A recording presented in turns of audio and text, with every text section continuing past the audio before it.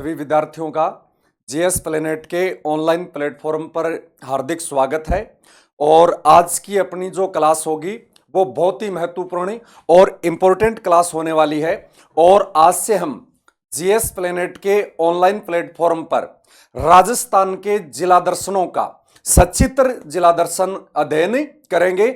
और मैं आपको यहाँ इस क्लास से या राजस्थान के जिला दर्शनों के शुभारंभ से और आपको यह विश्वास दिलाना चाहता हूं कि आप राजस्थान से संबंधित कोई भी कंपटीशन एग्जाम देना कि हमारे द्वारा या जीएस प्लेनेट पर पढ़ा दिए गए जिला दर्शन से बाहर कोई भी क्वेश्चन है वो नहीं जाएगा। ये मैं आपसे वादा करता हूं या ये मेरी गारंटी भी है कि जीएस प्लेनेट के ऑनलाइन प्लेटफॉर्म पर यदि आपने राजस्थान के संपूर्ण जिला दर्शन का विस्तृत रूप से अध्ययन कर लिया तो चाहे आप एक लोअर से मानी नीची से नीची पोस्ट से लेकर ऊपरी पोस्ट मानी आरएस तक का एग्जाम दोगे तो राजस्थान जीके से संबंधित हिस्ट्री, कल्चर और ज्योग्राफी के जो क्वेश्चन हैं वो हमारे इस जिला दर्शन की क्लासों से या हमारे जीएस प्लेनेट की जिला दर्शन जो बुकलेट है उससे बाहर एक भी क्वेश्चन नहीं जाएगा। और ये मैं आपसे वादा करता हूं या आपको विश्वास दिलाना चाहता हूं। आज हनुमान जन्मोत्सव पर आज है चैत्र पूर्णिमा और चैत्र पूर्णिमा को हनुमान जन्मोत्सव के रूप में धूमधाम से मनाया जाता है।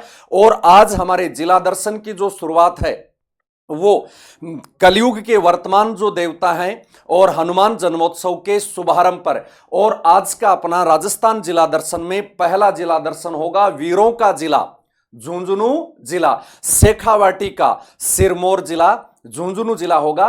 और राजस्थान की जिला दर्शन क्लासों में आज की अपनी जो पहली क्लास है वो होगी झुंझुनू जिला दर्शन से संबंधित संपूर्ण ऐतिहासिक, सांस्कृतिक और भौगोलिक तथ्यों से संबंधित जो विस्तृत सामान्य ज्ञान है वो आपके सामने मेरे द्वारा मैं सुरेंद्र महला आपके सामने आज झुंझुनू का जो संपूर्ण जिला दर्शन है वो सचित्र उसकी प्रस्तुति करूंगा। और अब हम शुरू करते हैं अपनी क्लास। और राजस्थान के जिला दर्शन में आज का अपना जिला है झुंझुनू जिला। आज का अपना जिला कौन सा है?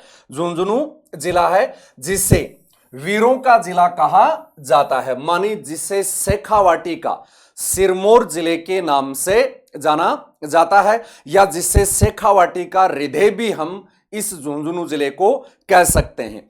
तो प्रत्येक जो जिला दर्शन है आपको इसी प्रकार से सचित्र उसका अध्ययन करवाया जाएगा। प्रत्येक चीज का चित्र के माध्यम से उसकी व्याख्या की जाएगी और उसके बाद में जीएस प्लेनेट के ही ऑनलाइन प्लेटफॉर्म पर आपको यह बुकलेट उपलब्ध करवा दी जाएगी। तो सबसे पहले हम शुरू करते हैं कि देखो जिला दर्शन अध्ययन करने से जो सबसे पहले मैं आपको बताना चाहूं फायदे क्या हैं। देखो जिला दर्शन सामान्य ज्ञान एक ऐसा जो दर्शन है जिससे हमें एक ही जिले से संबंधित संपूर्ण जो तथ्य हैं वो हमें एक ही प्लेटफॉर्म पर उपलब्ध हो जाते हैं।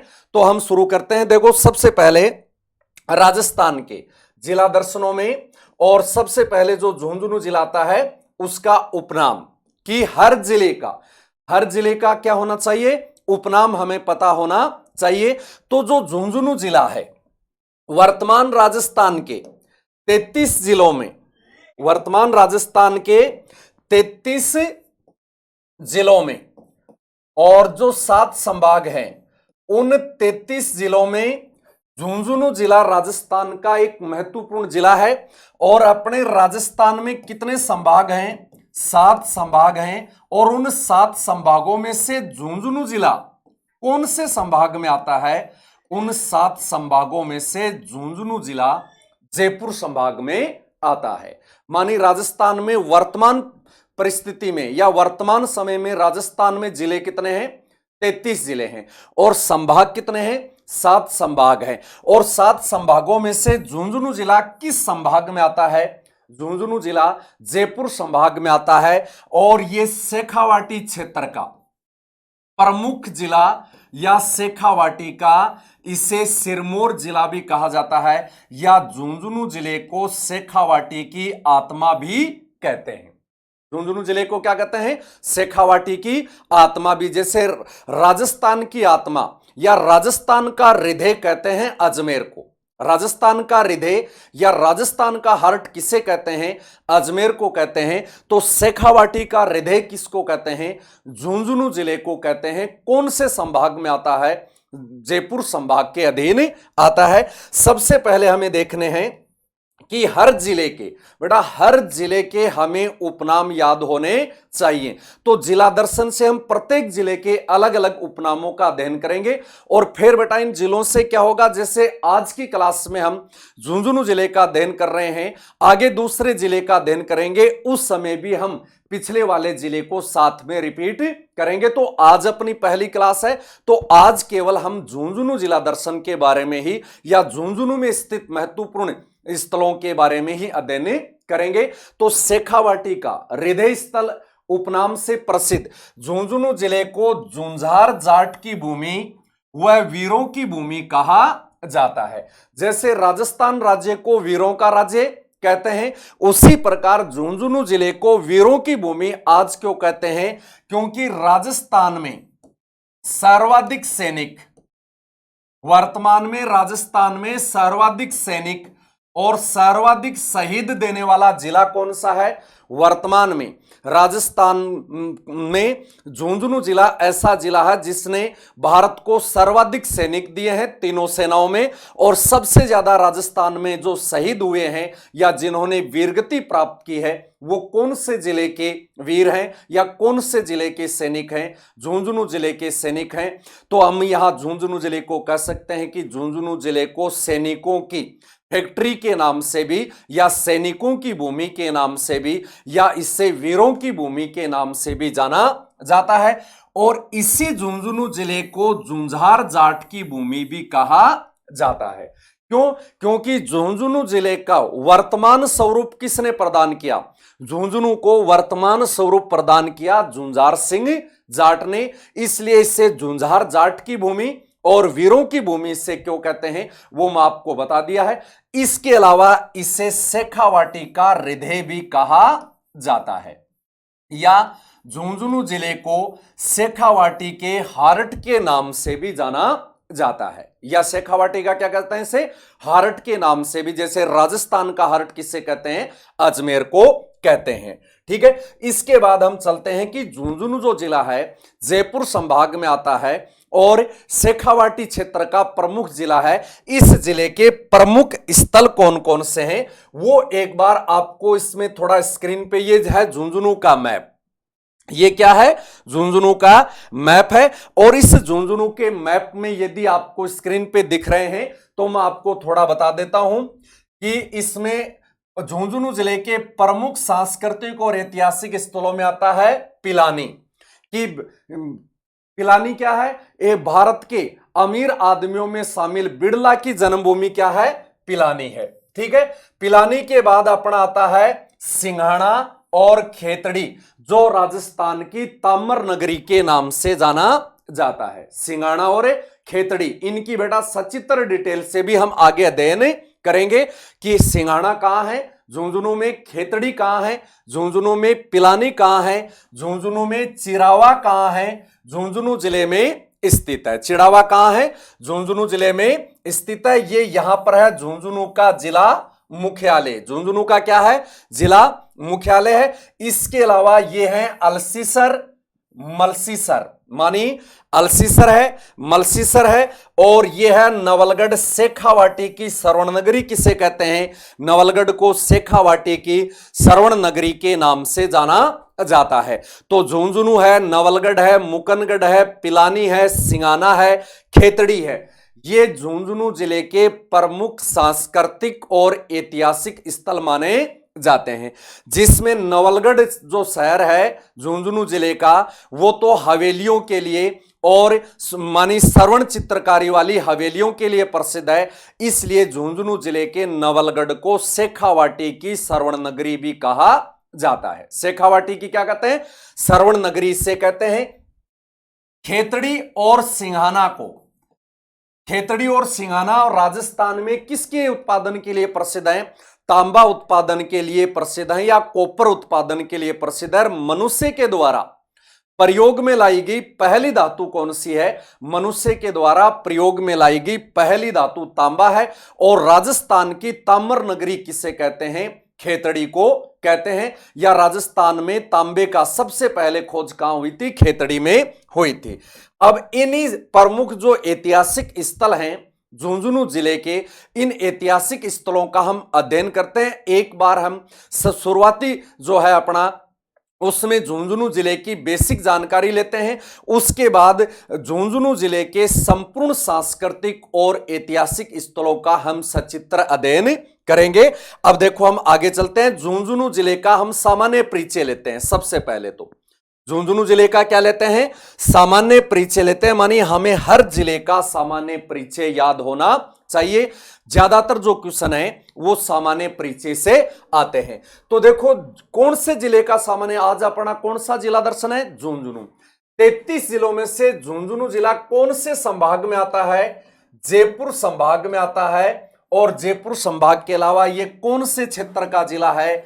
ये शेखावाटी क्षेत्र का जिला है। और शेखावाटी उस भूभाग को कहते हैं जो राव शेखा के द्वारा शासित थी। शेखावाटी किस भूभाग को कहते हैं? शेखावाटी उस भूभाग को कहते हैं जो राव शेखा के द्वारा शासित था। और यहां राव शेखा के पंच पाने थे। सबसे पहले हम देखते हैं झुंझुनू की स्थापना लगभग 1451 ईस्वी में कायम खान के पुत्र मोहम्मद खान ने की थी। तो झुंझुनू का संस्थापक कौन है? झुंझुनू का संस्थापक है कायम खान का पुत्र मोहम्मद खान। एक बेटा आपको मिलेगा कि झुंझुनू का संस्थापक झुंझार जाट है। बिल्कुल बेटा, वर्तमान झुंझुनू को वर्तमान स्वरूप किसने दिया है? झुंझुनू को वर्तमान स्वरूप दिया है झुंझार सिंह जाट ने। तो वर्तमान झुंझुनू को किसने बसाया? वर्तमान झुंझुनू को बसाया है झुंझार सिंह जाट ने। परंतु यदि आपको क्वेश्चन पूछे झुंझुनू का संस्थापक किसे माना जाता है, तो मोहम्मद खां को झुंझुनू का संस्थापक माना जाता है। जैसे टोंक रियासत का संस्थापक कौन है? अमीर खां पिंडारी है। तो झुंझुनू का संस्थापक मोहम्मद खां, मोहम्मद खां के पिता का नाम क्या है? कायम खां। और ये कायम खां ए नाम का एक व्यक्ति था, राजपूत था। इसने इस्लाम धर्म ग्रहण किया और अपने इस्लाम धर्म ग्रहण करने के वचन पर यह कायम रहा। इसलिए यहां के मुसलमान क्या कहलाए? कायम खानी मुसलमान। इसलिए झुंझुनू या शेखावाटी क्षेत्र के मुसलमान क्या कहलाए? कायम खानी मुसलमान कहलाए। जैसे अलवर क्षेत्र के मुसलमानों को क्या कहते हैं? मेव मुसलमान कहते हैं। तो कायम खानी मुसलमान कौन है? कायम खानी मुसलमान वे चौहान राजपूत हैं। कायम खानी मुसलमान कौन है? कायम खानी मुसलमान वे चौहान राजपूत हैं जिन्होंने इस्लाम धर्म ग्रहण कर लिया था। जिन्होंने क्या कर लिया था? इस्लाम धर्म ग्रहण कर लिया। तो जिन चौहान राजपूतों ने मुसलमानों के भय से या मुसलमानों के दबाव में आकर और इस्लाम धर्म ग्रहण कर लिया और इस्लाम धर्म ग्रहण करने की अपनी शर्त पर या अपने वचन पर कायम रहे, वो क्या कहलाए? कायम खानी मुसलमान कहलाए। और कायम खानी मुसलमानों का ही कायम खान नामक व्यक्ति का पुत्र मोहम्मद खान ने कौन से शहर की स्थापना की थी? झुंझुनू शहर की स्थापना की थी लगभग 1451 ईस्वी में। लगभग 1451 ईस्वी में। तो झुंझुनू के या शेखावाटी साइड में कौन से मुसलमान हैं? कायम खानी मुसलमान है। कायम खानी मुसलमान कौन थे? वे चौहान राजपूत जिन्होंने बाद में इस्लाम धर्म ग्रहण कर लिया और अपने वचन पर क्या रहे? कायम रहे। इसलिए इनको कायम खानी मुसलमान कहा गया। और इन कायम खानी मुसलमानों का प्रमुख ग्रंथ कौन सा है? इन कायम खानी मुसलमानों का प्रमुख ग्रंथ है कायम खां रासो। कायम खानी मुसलमानों का, मानी झुंझुनू को किसने बसाया? झुंझुनू को कायम खानी मुसलमानों ने बसाया। और कायम खानी मुसलमानों का इतिहास जानने का स्रोत क्या है? कायम खानी मुसलमानों का इतिहास जानने का स्रोत है कायम खां रासो नामक ग्रंथ। और कायम खां रासो नामक ग्रंथ किसने लिखा? कायम खां रासो नामक ग्रंथ लिखा कवि जान ने। कायम खां रासो नामक जो ग्रंथ है वो किसने लिखा? कवि जान ने। और कवि जान का असली नाम क्या है? कवि जान का असली नाम है विनायत खां। कि कायम खां रासो नामक ग्रंथ के रचयिता कौन है? कवि जान। और कायम खां रासो नामक ग्रंथ में किसका इतिहास है? उन चौहान राजपूतों का इतिहास है जिन्होंने बाद में इस्लाम धर्म ग्रहण कर लिया था। अब एक बेटा यहां पर और क्वेश्चन बनेगा कि राजपूतों की उत्पत्ति अग्निकुंड से बताने वाला ग्रंथ है पृथ्वीराज रासो। पृथ्वीराज रासो ग्रंथ के अलावा किस ग्रंथ से हमें जानकारी मिलती है कि राजपूतों की उत्पत्ति माउंट आबू में स्थित ऋषि वशिष्ठ के अग्निकुंड से हुई थी? तो पृथ्वीराज रासो के अलावा राजपूतों की उत्पत्ति अग्निकुंड से बताने वाला दूसरा प्रमुख ग्रंथ कौन सा है? कायम खां रासो नामक ग्रंथ है। और कायम खां रासो नामक ग्रंथ किसने लिखा?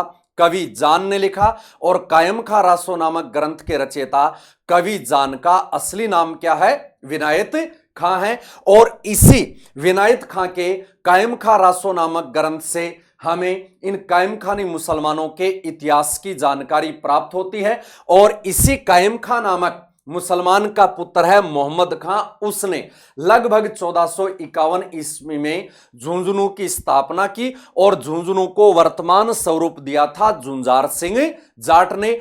इसलिए झुंझुनू को झुंझार जाट की भूमि भी कहा जाता है। ठीक है, अगला मोहम्मद खां का पुत्र कि झुंझुनू का संस्थापक कौन है? मोहम्मद खां। और मोहम्मद खां का पुत्र शमस खां झुंझुनू का प्रथम नवाब था।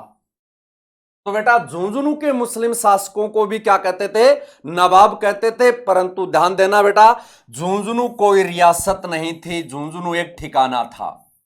झुंझुनू कोई रियासत नहीं थी, झुंझुनू एक ठिकाना था। तो बेटा यहां पर दो क्वेश्चन बनेंगे कि आजादी से पहले राजस्थान में कितनी रियासतें थी? आजादी से पहले राजस्थान में 19 रियासतें थी। आजादी से पहले राजस्थान में कितनी रियासतें थी? 19। और 19 रियासतों में से एकमात्र मुस्लिम रियासत कौन सी थी? टोंक। और एकमात्र मुस्लिम रियासत टोंक के शासक को क्या कहते थे? नवाब कहते थे। तो राजस्थान की कौन सी रियासत के राजा को नवाब कहते थे? टोंक। और राजस्थान में आजादी से पहले अनगिनत ठिकाने थे। राजस्थान में आजादी से पहले ठिकाने अनगिनत थे, बहुत सारे ठिकाने थे। तो यहां दूसरा क्वेश्चन बनेगा, राजस्थान के किस ठिकाने के शासक को, राजस्थान के किस ठिकाने के शासक को नवाब कहते थे? तो राजस्थान में झुंझुनू ठिकाने के शासक को, क्योंकि झुंझुनू तो रियासत तो थी नहीं, झुंझुनू एक ठिकाना था। ठीक है, और आजादी के बाद इससे जिला बनाया गया था। तो झुंझुनू ठिकाने के शासक को क्या कहते थे? नवाब कहते थे। क्यों? क्योंकि झुंझुनू पर कायम खानी मुसलमानों का राज था और झुंझुनू की स्थापना भी कायम खानी मुसलमान मोहम्मद खां ने की थी। और मोहम्मद खां का पुत्र शमस खां झुंझुनू ठिकाने का प्रथम नवाब था। झुंझुनू ठिकाने का क्या था? प्रथम नवाब। जैसे टोंक रियासत का पहला नवाब था अमीर खां पिंडारी। टोंक रियासत का पहला नवाब कौन था? अमीर खां पिंडारी। तो झुंझुनू ठिकाने का पहला नवाब कौन था? शमस खां था।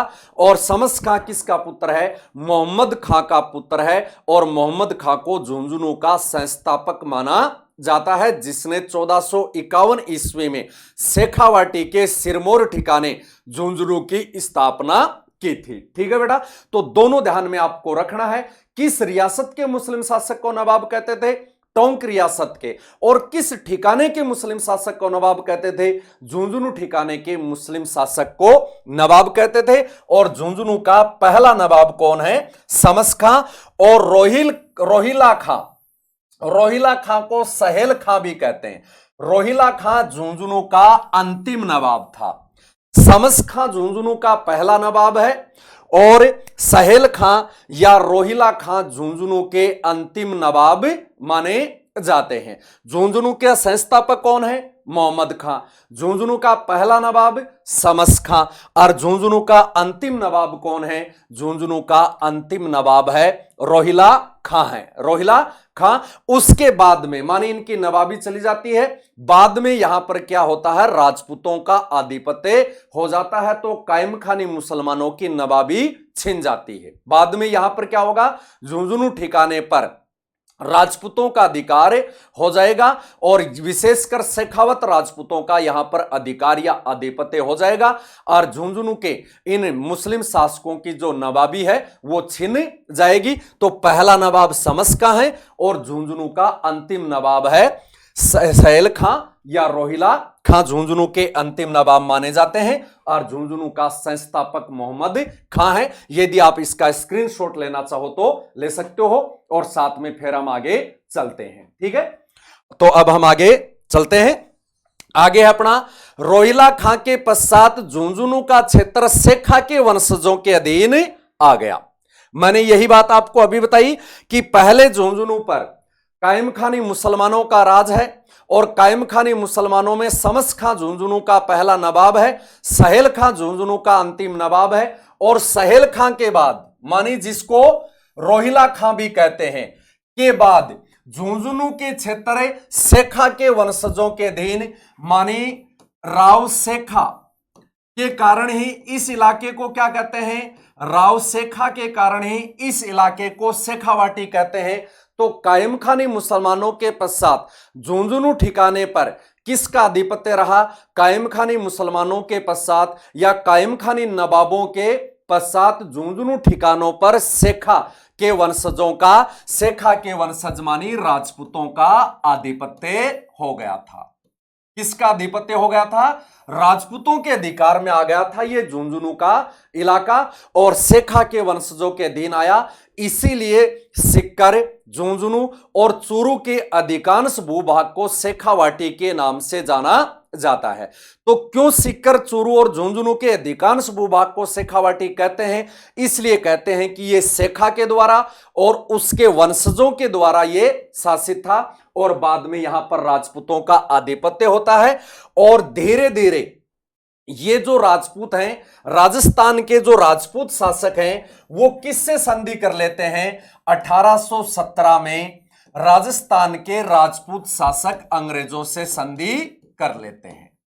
1817 में राजस्थान के राजपूत शासक किससे संधि कर लेते हैं, अंग्रेजों से संधि कर लेते हैं और ये अंग्रेजों के मित्र बन जाते हैं और अंग्रेजों के बताए गए दिशा निर्देशों के अनुसार रियासतों के राजा और ठिकानों के जो ठिकानेदार हैं या जो सामंत हैं वो इनके अनुसार चलते हैं। और यहां पर अब राजपूतों के बाद जिन जिन राजपूत इलाकों ने या जिन जिन राजपूत शासकों ने अंग्रेजों से संधि की उन इलाकों पर अंग्रेजी कानून लागू हो जाते हैं, अंग्रेजी सेना रहने लग जाती है। तो आगे देखना झुंझुनू में क्या होता है, 1817 की संधियों के बाद, 1817 की संधियों के बाद 1834 ईस्वी में अंग्रेज अधिकारी मेजर हेनरी फोस्टर ने कि 1817 की संधियों के बाद अंग्रेज अधिकारी हेनरी फोस्टर ने 1834 ईस्वी में शेखावाटी ब्रिगेड की स्थापना की थी। तो शेखावाटी ब्रिगेड की मानी एक सेना का नाम है। शेखावाटी ब्रिगेड की स्थापना कब हुई थी, 1834 में हुई थी। और 1834 में शेखावाटी ब्रिगेड की स्थापना किसने की थी, हेनरी फोस्टर नामक एक अंग्रेज सेनापति ने की थी। और इस सेनापति के द्वारा शेखावाटी ब्रिगेड की स्थापना करके उस शेखावाटी ब्रिगेड का मुख्यालय कहां रखा गया, झुंझुनू में रखा गया। मानी शेखावाटी, पहला क्वेश्चन क्या बनेगा, शेखावाटी ब्रिगेड की स्थापना कब हुई, 1834 में। शेखावाटी ब्रिगेड की स्थापना किसने की, हेनरी फोस्टर ने की। और हेनरी फोस्टर की शेखावाटी ब्रिगेड का मुख्यालय कहां रखा गया, झुंझुनू में रखा गया। तो आज भी झुंझुनू का वह क्षेत्र, ध्यान देना बेटा, झुंझुनू वाले यदि शेखावाटी वाले ये वीडियो देख रहे हैं या मेरे झुंझुनू के जो विद्यार्थी, मानी मैं भी झुंझुनू जिले का ही हूं, ये मेरा ही जिला है, यदि मेरे जिले झुंझुनू के जो विद्यार्थी देख रहे हैं उनको तो ये बात अच्छी तरह से समझ में आ गई होगी कि 1834 में जहां पर झुंझुनू में शेखावाटी ब्रिगेड का मुख्यालय स्थापित किया गया, आज भी झुंझुनू का वह क्षेत्र क्या कहलाता है, आज भी झुंझुनू का वह क्षेत्र छावनी बाजार या फौज का मोहल्ला कहलाता है। कि आज भी देखो 1834 में यहां पर शेखावाटी ब्रिगेड के सैनिकों का निवास स्थान बनाया गया था, शेखावाटी ब्रिगेड के फौजियों का निवास स्थान बनाया गया था। इसलिए झुंझुनू का आज भी वह इलाका या वह क्षेत्र छावनी बाजार के नाम से या फौज के मोहल्ले के नाम से जाना जाता है। आज भी वो इलाका है जो छावनी बाजार या फौज का मोहल्ला कहलाता है। तो मेरे झुंझुनू के वीरों को समझ में आ गया होगा कि आज भी झुंझुनू के एक बाजार का या झुंझुनू के एक क्षेत्र का नाम फौज का मोहल्ला क्यों है? इसलिए नहीं है कि वहां पर फौज ज्यादा रहती है या फौजी ज्यादा रहते नहीं। पहले वहां पर फौज का मुख्यालय था। कौन सी फौज का? शेखावाटी ब्रिगेड का मुख्यालय था। जैसे बेटा अपने राजस्थान में कई ब्रिगेड थी। आपके क्वेश्चन बनता है एमबीसी का मानी मेवाड़ भील कोर का मुख्यालय कहां था? मेवाड़ भील कोर का मुख्यालय खेरवाड़ा उदयपुर में था। ठीक है, उसके बाद में आती है मेर रेजिमेंट का मुख्यालय कहां था? मेर रेजिमेंट का मुख्यालय ब्यावर में था। वैसे ही क्वेश्चन बनता है शेखावाटी ब्रिगेड का मुख्यालय कहां था? तो शेखावाटी ब्रिगेड का मुख्यालय झुंझुनू में था, जिसकी स्थापना अंग्रेजों ने की थी। और किस अंग्रेज सेनापति ने या किस अंग्रेज अधिकारी ने की? हेनरी फोस्टर ने की थी। क्यों करनी पड़ी अंग्रेजों को यहां? क्योंकि मैं पहले ही बता चुका हूं 1817 में राजस्थान के राजपूतों के द्वारा अंग्रेजों से क्या कर ली जाती है? संधि कर ली जाती है। अगला, ठीक है बेटा। अब हम आगे चलते हैं। इसका भी यदि आप स्क्रीनशॉट लेना चाहो तो ले सकते हो। आगे देखो, आजादी के बाद आगे है आजादी के बाद मानी स्वतंत्रता। ये तो थी आजादी तक की कहानी। आजादी के बाद या आजादी के समय शेखावाटी निजामत का कार्यालय भी झुंझुनू में था। कि आजादी के समय या राजस्थान एकीकरण के समय, आजादी के समय बोल दो या राजस्थान के एकीकरण के समय शेखावाटी निजामत का मुख्यालय भी कहां था? झुंझुनू में। देखो, शेखावाटी ब्रिगेड का मुख्यालय भी कहां था? झुंझुनू में था। और शेखावाटी निजामत का मुख्यालय भी कहां था? झुंझुनू में था। और आगे है राजस्थान के एकीकरण के समय ही झुंझुनू को जिला बना दिया गया था। यह भी बेटा आपको ध्यान में रखने। राजस्थान एकीकरण के समय प्रारंभ में कितने जिले बनाए गए थे? 25 जिले। ध्यान देना बेटा, राजस्थान एकीकरण के समय राजस्थान में रियासतें कितनी थी? 19 रियासतें थी। और ठिकाने कितने थे? 3 ठिकाने। इन 19 रियासतों और 3 ठिकानों का एकीकरण कितने चरणों में किया गया? 7 चरणों में किया गया। कितने चरणों में किया गया? 7 चरणों में इन 19 रियासतों का और 3 ठिकानों का एकीकरण करके इनसे कितने जिले बनाए गए? 25 जिले बनाए गए। कितने जिले बनाए गए? राजस्थान एकीकरण के समय 7 चरणों में राजस्थान का एकीकरण करके और 19 रियासतों का 3 ठिकानों को एक जगह करके 25 जिले, मानी 19 रियासतों से कितने जिले बनाए गए? 25। और उन्हीं 19 रियासतों से बनाए गए 25 जिलों में से एक जिला कौन सा है? झुंझुनू जिला है। एक जिला कौन सा है? झुंझुनू। तो बेटा ध्यान देना कि राजस्थान एकीकरण के समय झुंझुनू रियासत नहीं थी। राजस्थान एकीकरण के समय झुंझुनू रियासत नहीं थी, उसके बावजूद भी झुंझुनू को क्या बनाया गया? जिला। और कुछ रियासतें ऐसी थी या कुछ राजाओं के रियासतें ऐसी थी जिनको जिले का दर्जा नहीं मिला। जैसे मैं आपको बोलूं प्रतापगढ़। प्रतापगढ़ राजस्थान की एक रियासत थी और प्रतापगढ़ को प्रताप सिंह ने बसाया, परंतु प्रतापगढ़ को क्या किया गया? जिला नहीं बनाया गया। प्रतापगढ़ को बाद में मानी राजस्थान का 33वां और अंतिम जिला बनाया गया। वैसे ही राजस्थान की एक रियासत थी शाहपुरा। क्या थी? शाहपुरा रियासत, जो भीलवाड़ा में थी, जो राजस्थान की सबसे छोटी रियासत थी। शाहपुरा रियासत को भी राजस्थान एकीकरण के समय जिला नहीं बनाया गया। और झुंझुनू रियासत नहीं थी, फिर भी इसे जिले का दर्जा दिया गया। सीकर रियासत नहीं थी, फिर भी जिले का दर्जा दिया गया। चूरू रियासत नहीं थी, फिर भी जिले का दर्जा दिया गया। तो इन 19 रियासतों के एकीकरण से राजस्थान में प्रारंभ में कितने जिले गठित हुए? 25 जिले। और आज कितने हैं? 33 और संभाग कितने हैं? 7 हैं। तो राजस्थान एकीकरण के समय ही झुंझुनू को जिले का दर्जा दे दिया गया था।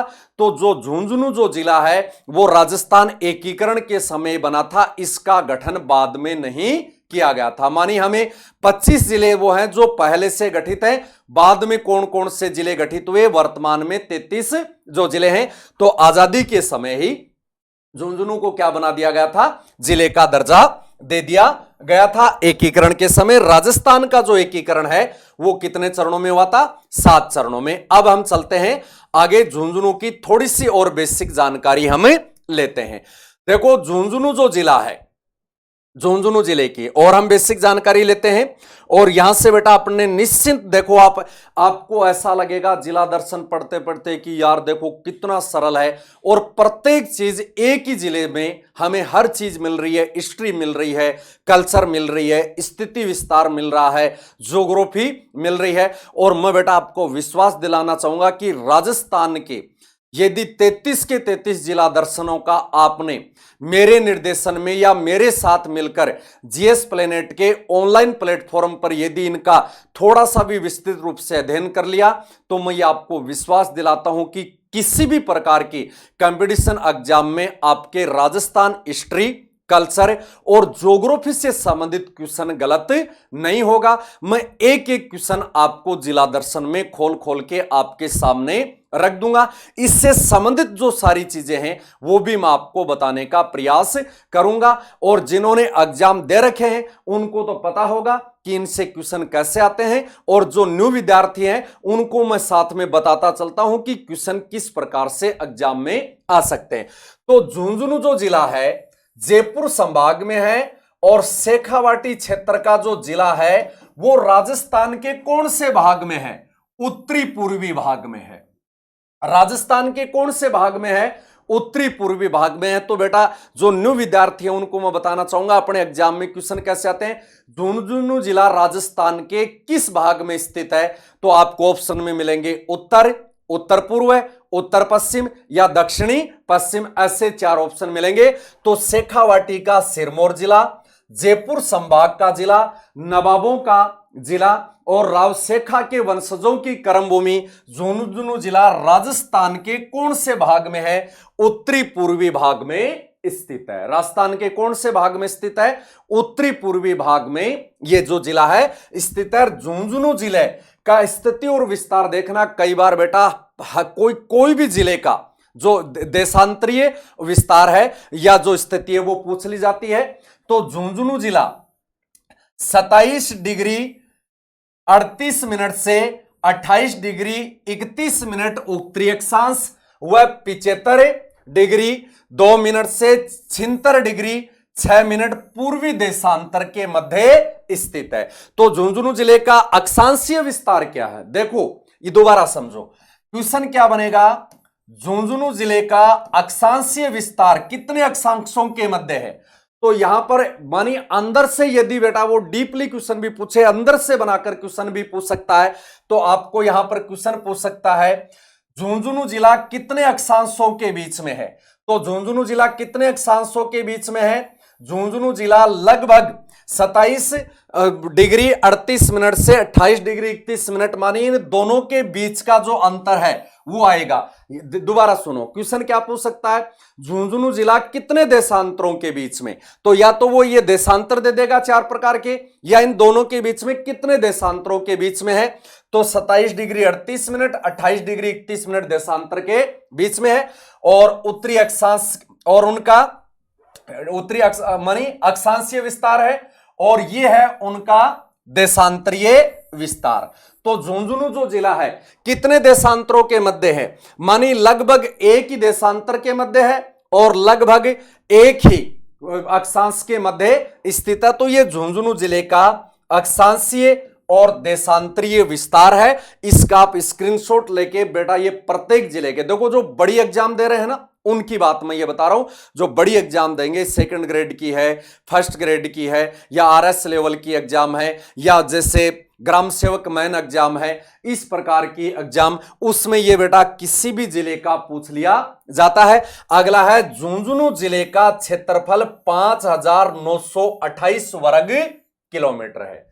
झुंझुनू जिले का क्षेत्रफल में राजस्थान का सबसे बड़ा जिला कौन सा है? क्षेत्रफल में राजस्थान का सबसे बड़ा जो जिला है वो जैसलमेर जिला है। क्षेत्रफल में राजस्थान का सबसे बड़ा जिला कौन सा है? जैसलमेर जिला है। और क्षेत्रफल में राजस्थान का सबसे छोटा जिला आप सबको याद ही होगा। और झुंझुनू जिले का क्षेत्रफल है वो है 5,928 वर्ग किलोमीटर। और जो झुंझुनू जिले का अक्षांशीय और देशांतरीय विस्तार आपके सामने स्क्रीन पे है। अगला हम देखते हैं इसमें कि झुंझुनू जिले की मुख्य बरसाती नदी, झुंझुनू जिले की मुख्य बरसाती नदी है कांटली। तो झुंझुनू जिले में की मुख्य नदी कौन सी है? या शेखावाटी की मुख्य नदी है कांटली। झुंझुनू जिले की मुख्य नदी कौन सी है? कांटली नदी है। और ये झुंझुनू की नहीं बेटा है, ये शेखावाटी की ही मुख्य नदी मानी जाती है। शेखावाटी की मुख्य नदी का मतलब है सिक्कर और झुंझुनू की। वैसे तो शेखावाटी में चूरू जिले का भी भूभाग आता है, परंतु चूरू जिले में तो राजस्थान में कोई भी नदी नहीं है। चूरू और बीकानेर तो दो राजस्थान के ऐसे जिले हैं जिनमें एक भी नदी नहीं है। और शेखावाटी के झुंझुनू और सीकर की प्रमुख बरसाती नदी, प्रमुख बरसाती नदी, यहां मैंने बरसाती नाम क्यों लिखा है? इसलिए लिखा है बेटा वर्षा जल पर आधारित नदियां 12मासी नहीं होती है।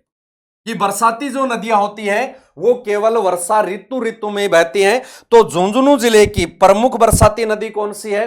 कांटली नदी, जो सीकर जिले में अरावली पर्वतमाला की खंडेला की पहाड़ियों से निकलती है। जो सीकर जिले में अरावली पर्वतमाला की खंडेला की पहाड़ियों से निकलती है। और कांटली नदी के बाव क्षेत्र को ही क्या कहते हैं? कांटली नदी के बाव क्षेत्र को तोरावाटी कहा जाता है। देखो सीकर और झुंझुनू को क्या कहते हैं? शेखावाटी कहते हैं। और सीकर और झुंझुनू जिले में, सीकर और झुंझुनू जिले में कांटली नदी के बाहु क्षेत्र को क्या कहते हैं? तोरावाटी। और सीकर और झुंझुनू की प्रमुख बरसाती नदी कौन सी है? कांटली नदी। और आज का अपना जिला दर्शन है झुंझुनू।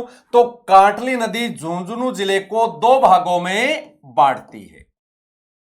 कांटली नदी क्या करती है? झुंझुनू जिले को दो भागों में बांटती है। तो झुंझुनू जिले को दो भागों में बांटने वाली नदी कौन सी है? कांटली नदी है। और कांटली झुंझुनू की प्रमुख बरसाती नदी है। और यह शेखावाटी की भी प्रमुख नदी मानी जाती है। और झुंझुनू जिले के खेतड़ी में स्थित अजीत सागर बांध झुंझुनू जिले का सबसे बड़ा जलाशय है। कि झुंझुनू जिले के खेतड़ी में स्थित, तो अजीत सागर बांध कहां है? अजीत सागर बांध झुंझुनू के खेतड़ी में है। और खेतड़ी का जो अजीत सागर बांध है वो झुंझुनू जिले का सबसे बड़ा जलाशय माना जाता है। वो क्या है? जैसे बेटा आपको क्वेश्चन पूछे राजस्थान का सबसे बड़ा जलाशय कौन सा है, तो राजस्थान का सबसे बड़ा जलाशय है कनक सागर, राजस्थान का। यदि मैं यहां आपको साथ में और भी चीजें बताता रहूंगा, राजस्थान का सबसे बड़ा जलाशय कौन सा है? राजस्थान का सबसे बड़ा जलाशय है कनक सागर। और कनक सागर जलाशय कहां है? बूंदी में स्थित है। ठीक है, तो वैसे ही झुंझुनू जिले का सबसे बड़ा जलाशय कौन सा है? अजीत सागर। और अजीत सागर जलाशय का निर्माण खेतड़ी के महाराजा अजीत सिंह ने करवाया था। अजीत सागर जलाशय का निर्माण खेतड़ी के महाराजा अजीत सिंह ने करवाया था। कब? जब स्वामी विवेकानंद खेतड़ी पधारे थे। जब स्वामी विवेकानंद शिकागो धर्म सम्मेलन में भाग लेने से पहले झुंझुनू पधारे थे, उस समय खेतड़ी के महाराजा अजीत सिंह के द्वारा और इस अजीत सागर जलाशय का निर्माण करवाया गया था। इसकी भी डिटेल हम आगे पढ़ेंगे कि किस प्रकार से भारत के एक महापुरुष की एंट्री झुंझुनू जिले में होती है। और उस महापुरुष का असली नाम है नरेंद्रनाथ दत्त। उस महापुरुष का असली नाम क्या है? नरेंद्रनाथ दत्त है। इनकी भी मैं डिटेल आपको आगे बताऊंगा कि किस प्रकार से झुंझुनू में पहुंचते हैं, कैसे ये खेतड़ी के महाराजा अजीत सिंह के मित्र बनते हैं और किस प्रकार से खेतड़ी का महाराजा अजीत सिंह इनको अमेरिका के शिकागो में हो रहे विश्व धर्म सम्मेलन में भाग लेने के लिए आर्थिक सहायता देंगे और आर्थिक सहायता देने के साथ साथ इनको स्वामी विवेकानंद नाम भी देंगे। तो भारत के महापुरुष नरेंद्र नाथ दत्त को स्वामी विवेकानंद नाम कहां दिया गया? खेतड़ी में दिया गया, जो झुंझुनू जिले का एक प्रमुख शहर माना जाता है। और खेतड़ी का और बाकी का खेतड़ी आप पता ही होगा बेटा, खेतड़ी की डिटेल हम आगे पूरी पढ़ेंगे कि किस प्रकार से यहां तांबा निकाला जाता है, क्यों इसे तांबे की नगरी कहते हैं, क्यों इसे कॉपर नगरी के नाम से जाना जाता है। और आगे देखो 30 मार्च 1949 को, 30 मार्च को राजस्थान दिवस भी तो मनाते हैं हम। तो आपको पता ही होगा कि 30 मार्च को हम राजस्थान दिवस क्यों मनाते हैं, क्योंकि 30 मार्च 1949 को जयपुर को आरमानी एकीकृत किया गया और 30 मार्च 1949 को लगभग राजस्थान का एकीकरण हो चुका था, इसलिए 30 मार्च को हम राजस्थान दिवस मनाते हैं। और 30 मार्च 1949 को ही झुंझुनू को क्या दिया गया? जिले का दर्जा दिया गया। कि रियासत न होकर भी झुंझुनू ठिकाने को जिले का दर्जा कब मिला?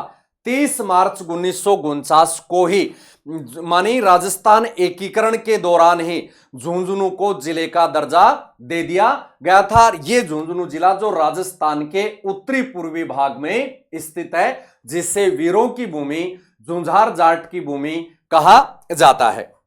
आगे देखो वही चीज है जो मैंने आपको बताई, झुंझुनू का नामांकन झुंझार सिंह या झुंझा जाट के नाम पर पड़ा।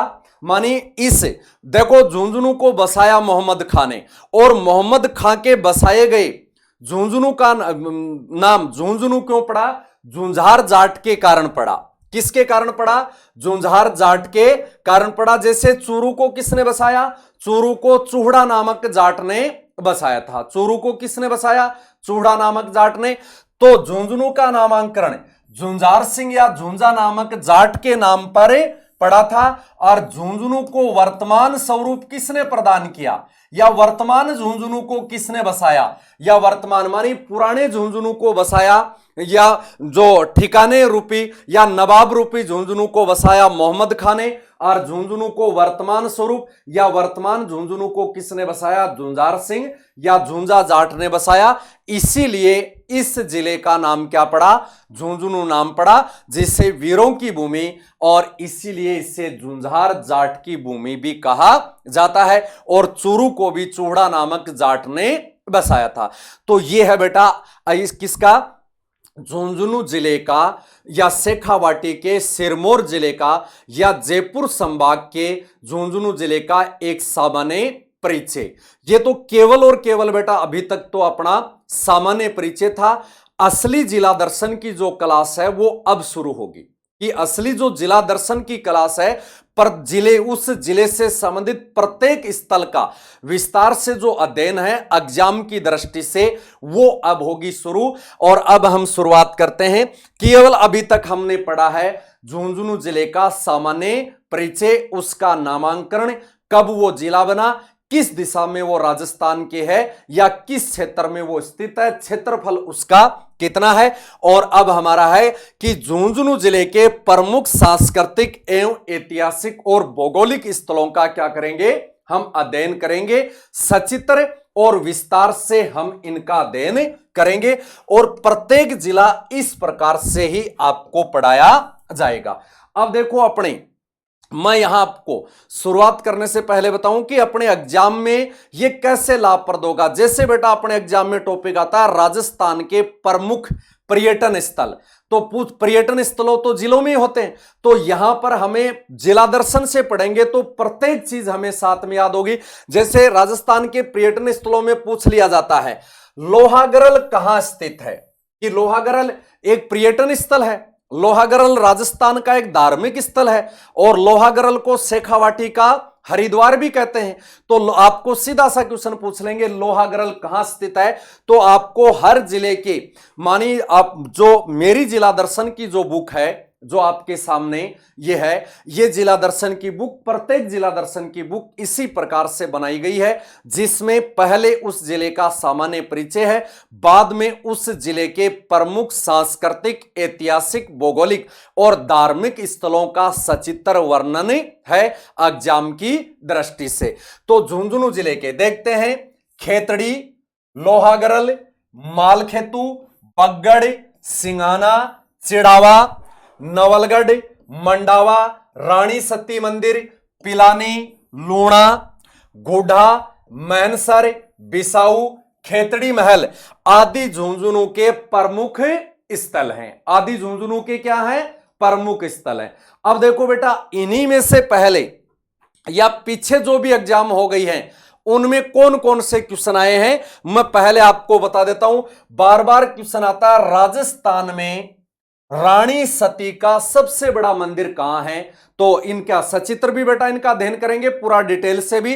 तो राजस्थान में सती का सबसे बड़ा मंदिर कहां है? झुंझुनू में, जिसे रानी सती का मंदिर भी कहते हैं।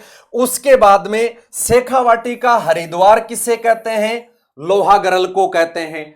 एक क्वेश्चन आया हुआ है, चिड़ावा का गांधी किसे कहते हैं, है ना, या शेखावाटी का गांधी किसे कहते हैं? तो चिड़ावा का गांधी कहते हैं मास्टर प्यारेलाल गुप्ता को।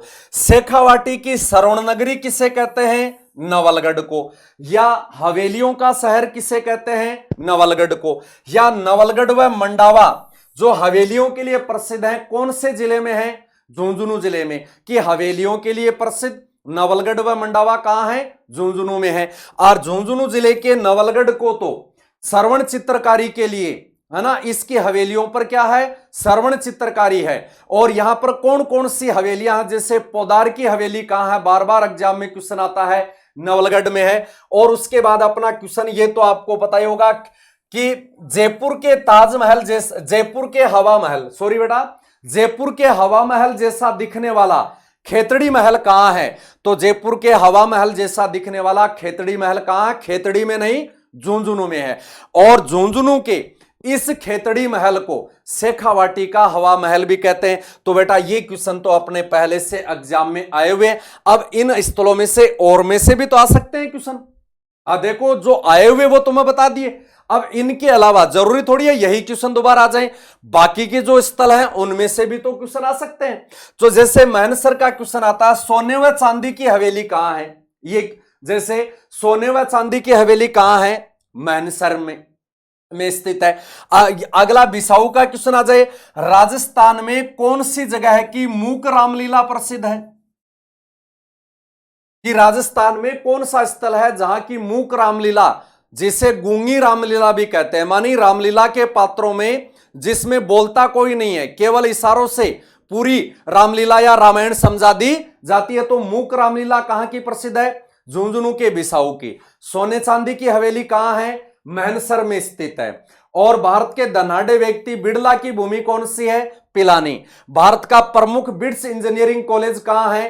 पिलानी में स्थित है। एक आपको नाम दिख रहा होगा, खेतड़ी। खेतड़ी के बारे में तो हम डिटेल से पढ़ेंगे, ये तो झुंझुनू का बहुत बड़ा ठिकाना था।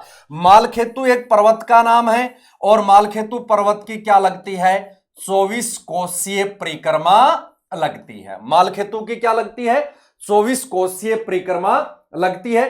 तो बेटा इनमें से अपने क्वेश्चन आता है कि कौन सा स्थल कहां है? तो ये आपके सामने जो दिख रहे हैं वो झुंझुनू जिले के प्रमुख सांस्कृतिक, ऐतिहासिक, भौगोलिक और पर्यटन स्थल हैं। ये टोटल के टोटल पर्यटकों के लिए आकर्षित करने वाले या पर्यटकों को आकर्षित करने वाले राजस्थान के प्रमुख भौगोलिक पर्यटन स्थल भी हैं और ऐतिहासिक भी हैं, ठीक है, और धार्मिक भी हैं। जैसे लोहागरल धार्मिक पर्यटन स्थल है, रानी सती धार्मिक पर्यटन स्थल है, और लोहागरल को तो शेखावाटी का हरिद्वार भी कहते हैं। क्यों? क्योंकि यहां शेखावाटी क्षेत्र में अस्थियों का विसर्जन किया जाता है, ठीक है, कि शेखावाटी क्षेत्र के लोग दो जगह अस्थियों का विसर्जन करते हैं, एक तो हरिद्वार में, और हरिद्वार के अलावा वो झुंझुनू जिले के उदयपुरवाटी तहसील के लोहागरल कुंड में भी वो क्या करते हैं? अस्थि विसर्जन करते हैं। इसलिए इसे शेखावाटी का हरिद्वार भी कहा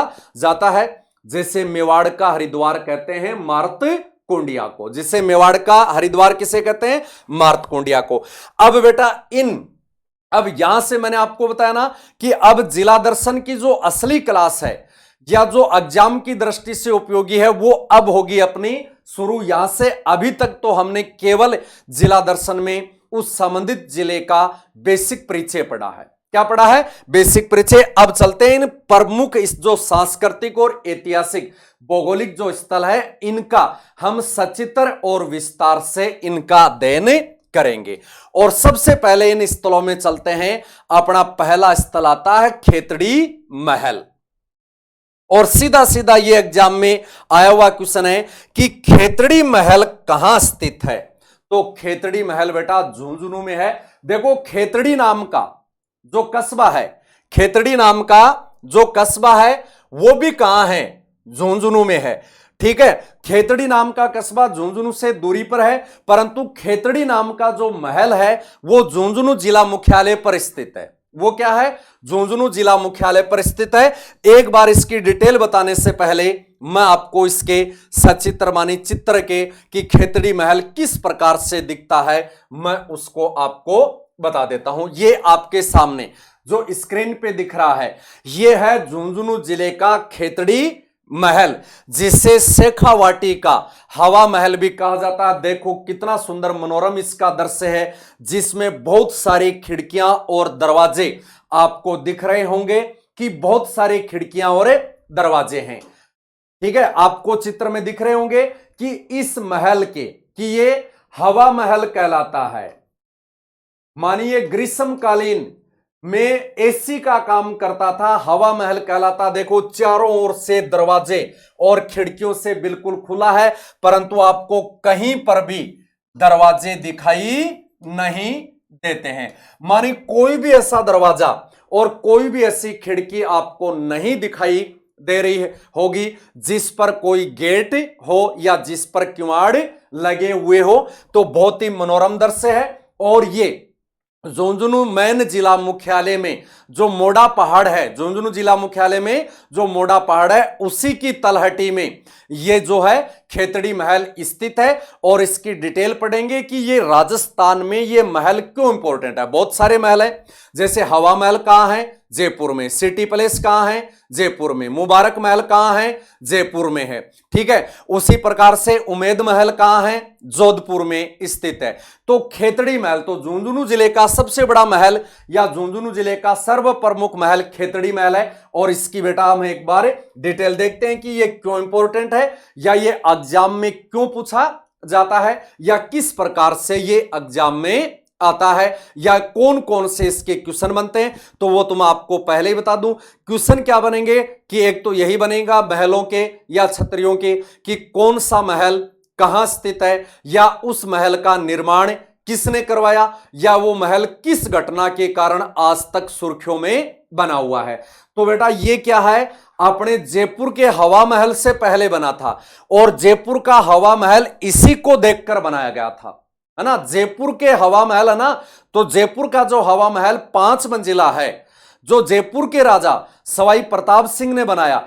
जयपुर के राजा सवाई प्रताप सिंह जी इस छोटे से ठिकाने के इस छोटे से महल से प्रभावित होकर उन्होंने जयपुर में बिना नींव वाला हवा महल का निर्माण किया था।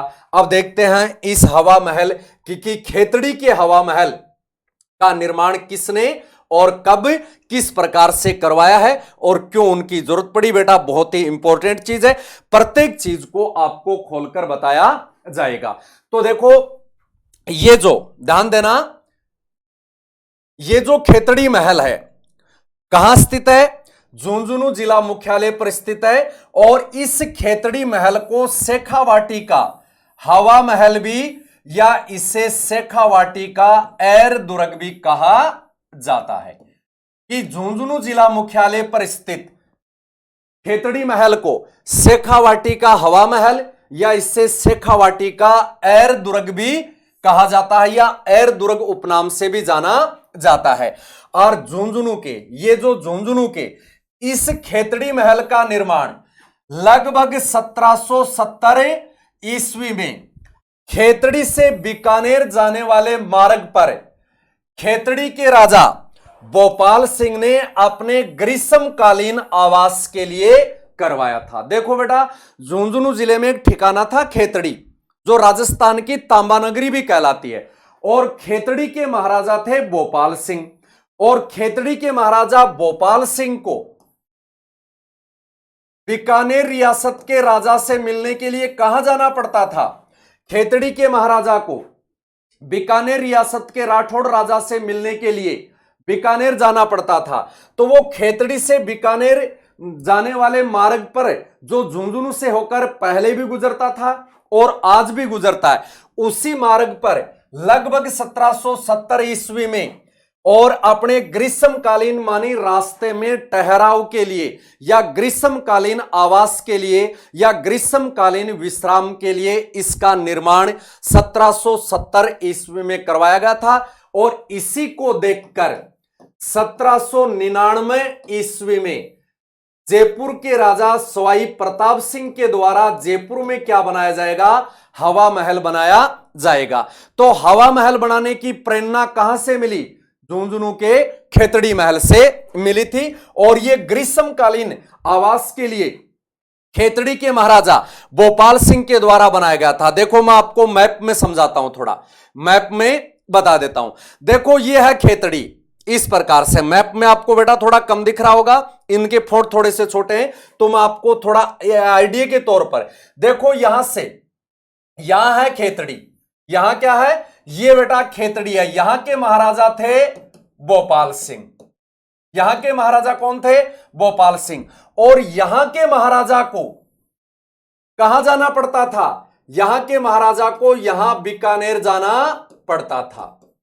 ये रास्ता है बेटा, ये आज भी ये क्या है? ये हाईवे है एक। ऐसे तो आज तो ये घूम के दिख रहा है, पहले ये ऐसे था।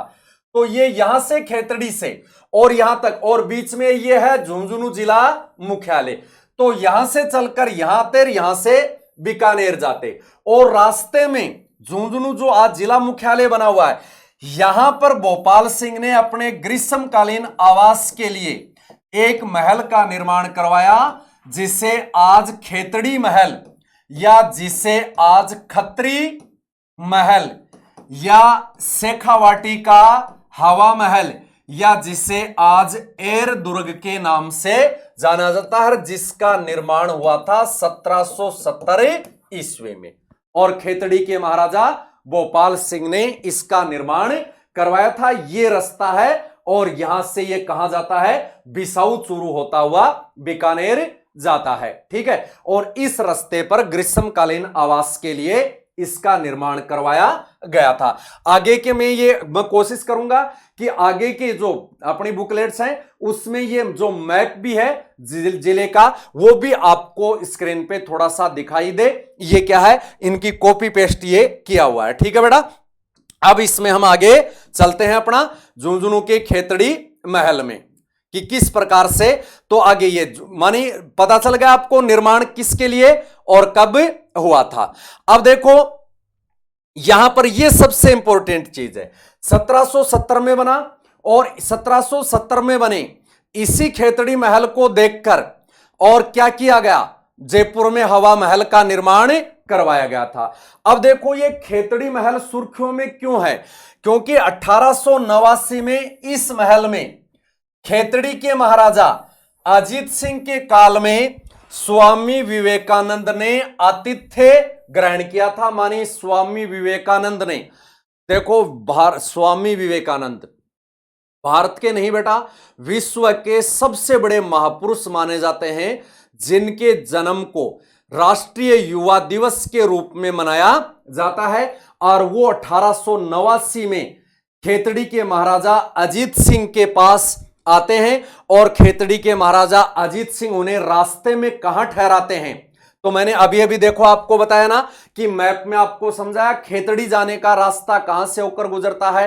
झुंझुनू से होकर गुजरता है। तो इस झुंझुनू के इस महल में, जिसे आज हम खेतड़ी महल कहते हैं, इसमें एक रात स्वामी विवेकानंद ने भी बिताई थी। अब यहां पर बेटा मैं आपको थोड़ा स्वामी विवेकानंद जी का परिचय देना अति आवश्यक समझूंगा कि आपके ये चीज एनी टाइम याद रहे कि किस प्रकार से कहां के स्वामी विवेकानंद कल कलकत्ता के स्वामी विवेकानंद कैसे झुंझुनू पहुंचते हैं 1889 में। तो एक बार मैं थोड़ा सा आपको यहां पर सामान्य परिचय देता हूं। देखो, नरेंद्र नाथ दत्त नाम का एक बालक था। नरेंद्र नाथ दत्त नाम का एक बालक था, जिनका जन्म 12 जनवरी को और पश्चिमी बंगाल के कलकत्ता शहर में हुआ था, और इनके गुरु का नाम था रामकृष्ण परमहंस। इनके गुरु का क्या नाम था? इनके गुरु का नाम था रामकृष्ण परमहंस। अपने गुरु के सानिध्य में रहकर ये अलौकिक ज्ञान प्राप्त करना चाहते थे महात्मा बुद्ध की भांति। और ये क्या करते हैं बेटा, देखो नीचे से लगभग भारत का मैप ऐसा है। ये अलौकिक या दिव्य ज्ञान की प्राप्ति के लिए पूरे भारत का पहले अपने गुरु से ज्ञान लेते हैं। गुरु से ज्ञान से ये संतुष्ट नहीं होते हैं, तो ये अलौकिक या दिव्य ज्ञान के लिए पूरे भारत का भ्रमण करते हुए और मैसूर पहुंचते हैं। पूरे भारत का भ्रमण करते हुए कहां पहुंचते हैं? मैसूर पहुंचते हैं। और मैसूर कहां है? कर्नाटक में। और मैसूर में, यहां पर मैसूर में उनकी मुलाकात झुंझुनू जिले के खेतड़ी के महाराजा अजीत सिंह से होती है।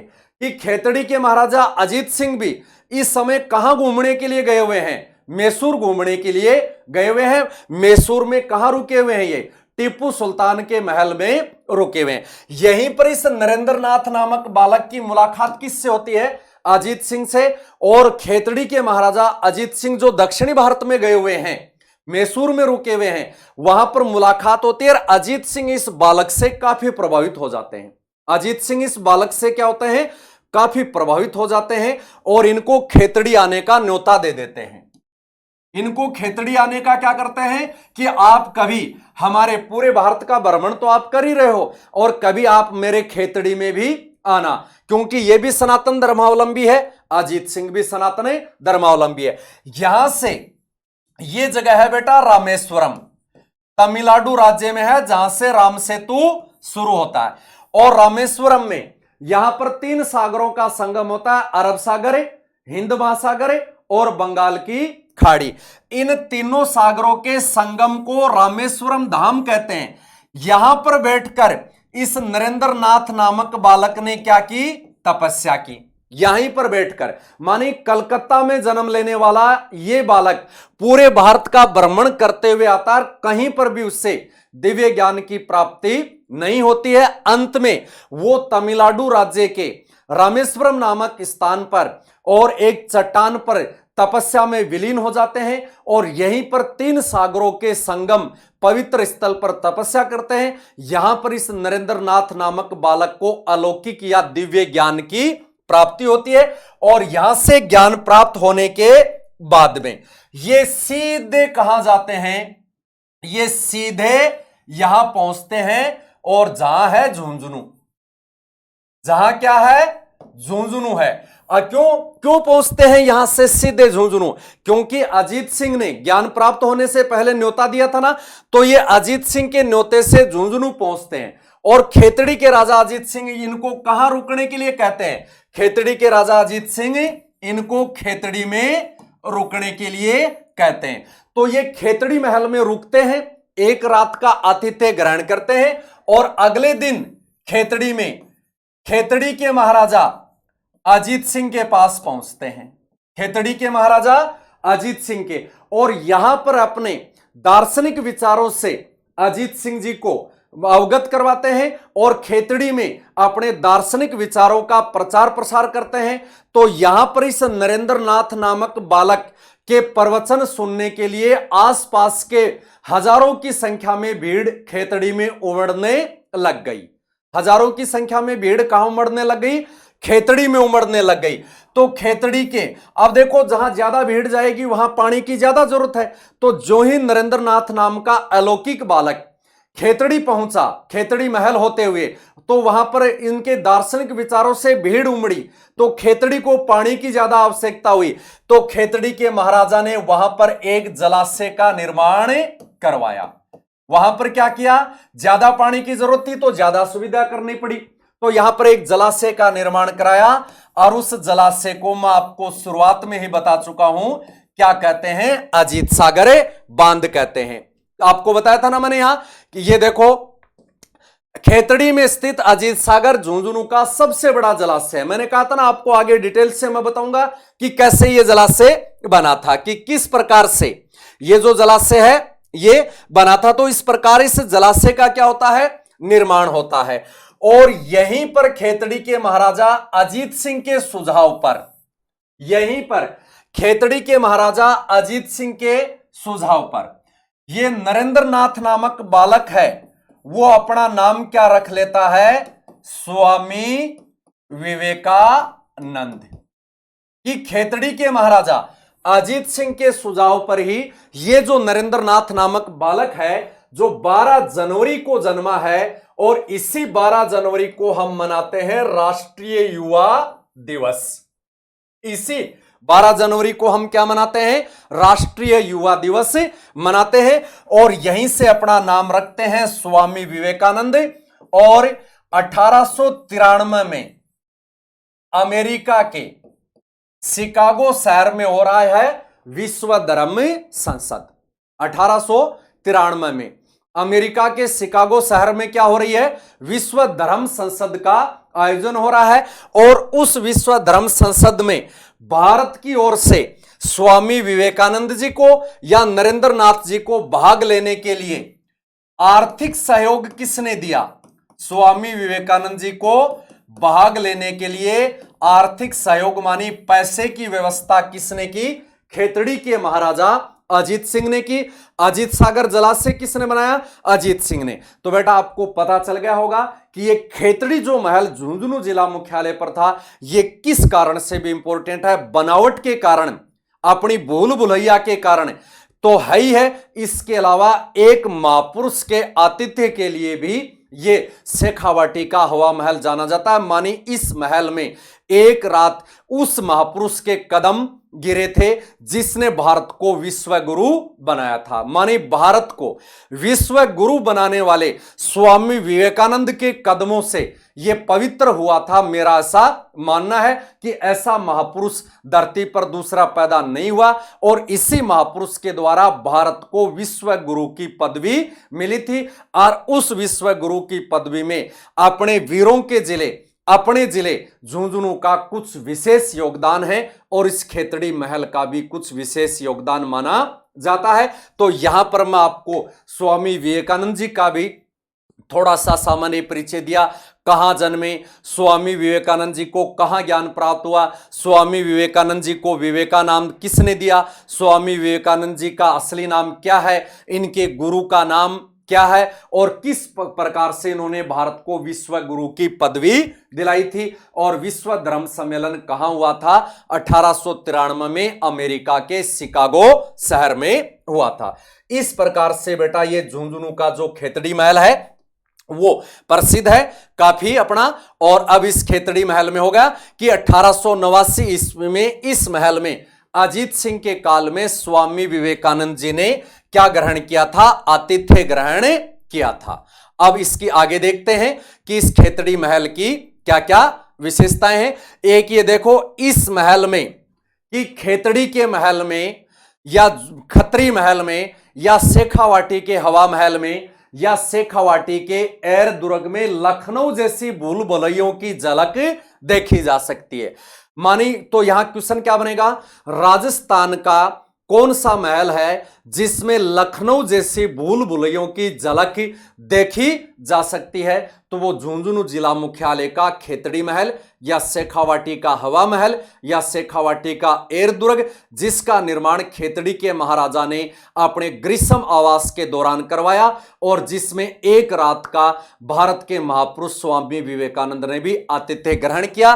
ठीक है, और उसका चित्र एक बार पुनः आप देख सकते हो कि इसमें अनगिनत खिड़कियां और दरवाजे हैं, परंतु कोई भी दरवाजों पर गेट नहीं लगा हुआ है, कोई भी खिड़की पर गेट नहीं लगा हुआ है। बार बार मेरे को तो देखो, मैं इसको कई बार देख चुका हूं, मेरे तो खुद के जिला मुख्यालय में है, और अब सचित्र भी मेरे को आगे बढ़ने में मतलब ऐसे महसूस होती है कि मैं बार बार इसको देखता रहूं। और हकीकत में आज ये बेटा खंडहर के रूप में तब्दील हो गया है देख रेख की हवाओं में, परंतु ये मैं आपको विश्वास दिलाता हूं कि इसके अंदर जाने से मानी ग्रीष्म ऋतु में वो फीलिंग आती है जो चाहे किसी भी कंपनी के एसी रूम में जाने से नहीं आती है। तो बहुत ही अच्छा है, बनावट में बहुत अच्छा है, और इसी की बनावट देखकर जयपुर के राजा सवाई प्रताप सिंह जी को और एक ऐसा ही महल बनाने की प्रेरणा मिली जिसे राजस्थान का हवा महल या एयर दुर्ग कहते हैं, और इससे कहते हैं शेखावाटी का हवा महल।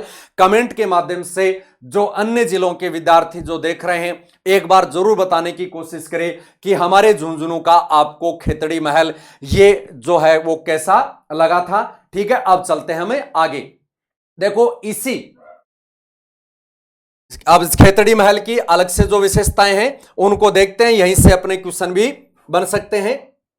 तो देखो आगे, शेखावाटी का एयर दुर्ग कहे जाने वाले इस महल में दरवाजों व बड़ी खिड़कियों का अभाव है। मानी एक तो इसमें दरवाजे नहीं है, गेट नहीं है, दरवाजों का अभाव है और बड़ी खिड़कियों का अभाव है। मानी इसमें छोटी छोटी खिड़कियां हैं, इसमें क्या है, छोटी छोटी खिड़कियां हैं, और इसे शेखावाटी का एयर दुर्ग कहते हैं।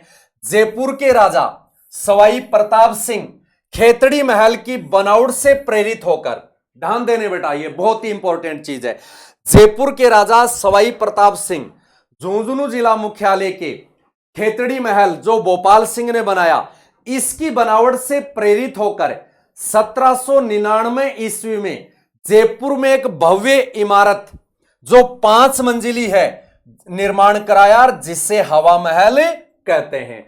तो असली हवा महल कहां है, असली हवा महल कहां है, जयपुर में है। ठीक है, और असली हवा महल जयपुर को किसकी बनावट के आधार पर बनाया गया है, झुंझुनू जिले के खेतड़ी महल की बनावट के आधार पर बनाया गया, 1799 में बनाया गया है। और बेटा ये जयपुर पढ़ा, मैं जयपुर जिला दर्शन कराऊंगा तब इस महल की भी डिटेल आपको विस्तार से सचित्र में बताऊंगा। यहां पर मैं थोड़ी डिटेल आपको हवा महल जयपुर वाले की जरूर बताना चाहूंगा कि जयपुर का हवा महल 5 मंजिला है, 1799 में बना है, सवाई प्रताप सिंह ने बनाया है। ठीक है, और इस हवा महल की आकृति राधा के मुकुट जैसी है या भगवान कृष्ण के मुकुट जैसी है। तो राजस्थान की कौन सी इमारत की आकृति राधा के मुकुट जैसी है, जयपुर के हवा महल की। और जयपुर का हवा महल बिना किसी नींव पर रखा गया, मानी जयपुर के हवा महल की जो नींव है वो बिना किसी नींव पर रखी गई है, उसका भी मैं आपको सचित्र अध्ययन करवाऊंगा। तो इस प्रकार से ये था अपना बेटा खेतड़ी महल झुंझुनू जिले का। खेतड़ी महल कहां का, झुंझुनू जिला मुख्यालय का। बेटा हम सबसे पहले झुंझुनू जिला मुख्यालय के अंदर जो चीजें है ना, मुख्यालय से बाहर की बाद में पढ़ेंगे, पहले झुंझुनू जिला मुख्यालय के अंदर कौन कौन सी चीजें हैं। तो झुंझुनू जिला मुख्यालय के अंदर है खेतड़ी महल। एक बार आप इनके, ये हो गया खेतड़ी महल, एक बार मैं आपको इनको बोर्ड पे खेतड़ी महल और आपको थोड़ा सा बता देता हूं। ठीक है, तो बेटा आपको क्वेश्चन क्या क्या पूछेंगे, खेतड़ी महल कहां है, खेतड़ी महल झुंझुनू में है। खेतड़ी महल कहां है, झुंझुनू में है, जिला मुख्यालय पर। खेतड़ी महल का निर्माण ग्रीष्मकालीन आवास के लिए किसने करवाया, खेतड़ी के महाराजा भोपाल सिंह ने करवाया।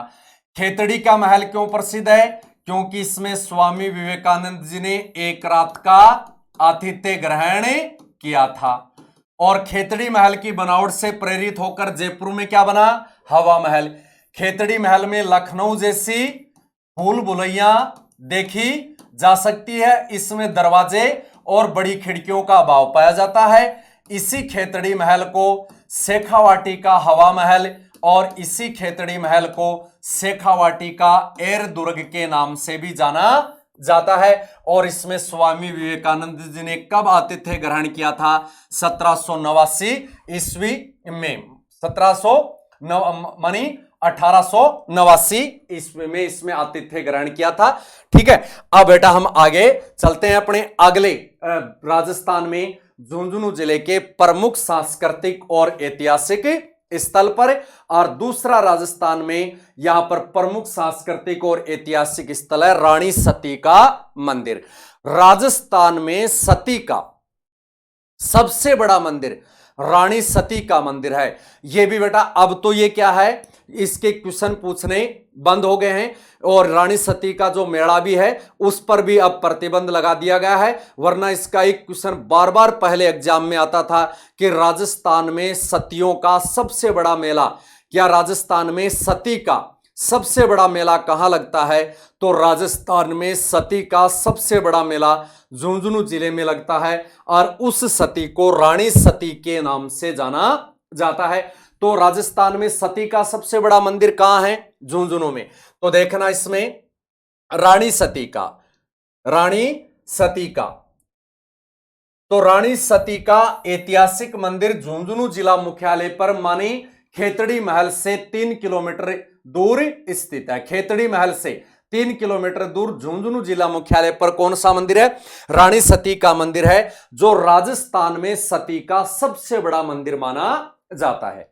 राजस्थान में सती का सबसे बड़ा मंदिर कहां है? झुंझुनू में। और आप देख सकते हो ये आपके सामने स्क्रीन पे जो चित्र दिख रहा है ये झुंझुनू के रानी सती मंदिर का पिक है, या झुंझुनू के रानी सती मंदिर का चित्र है, जो राजस्थान का सबसे बड़ा सती मंदिर माना जाता है।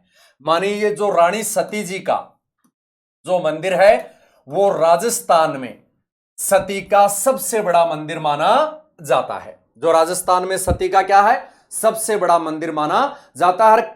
पहले यहां पर राजस्थान में सती का सबसे बड़ा मेला लगता था भाद्रपद अमावस्या को।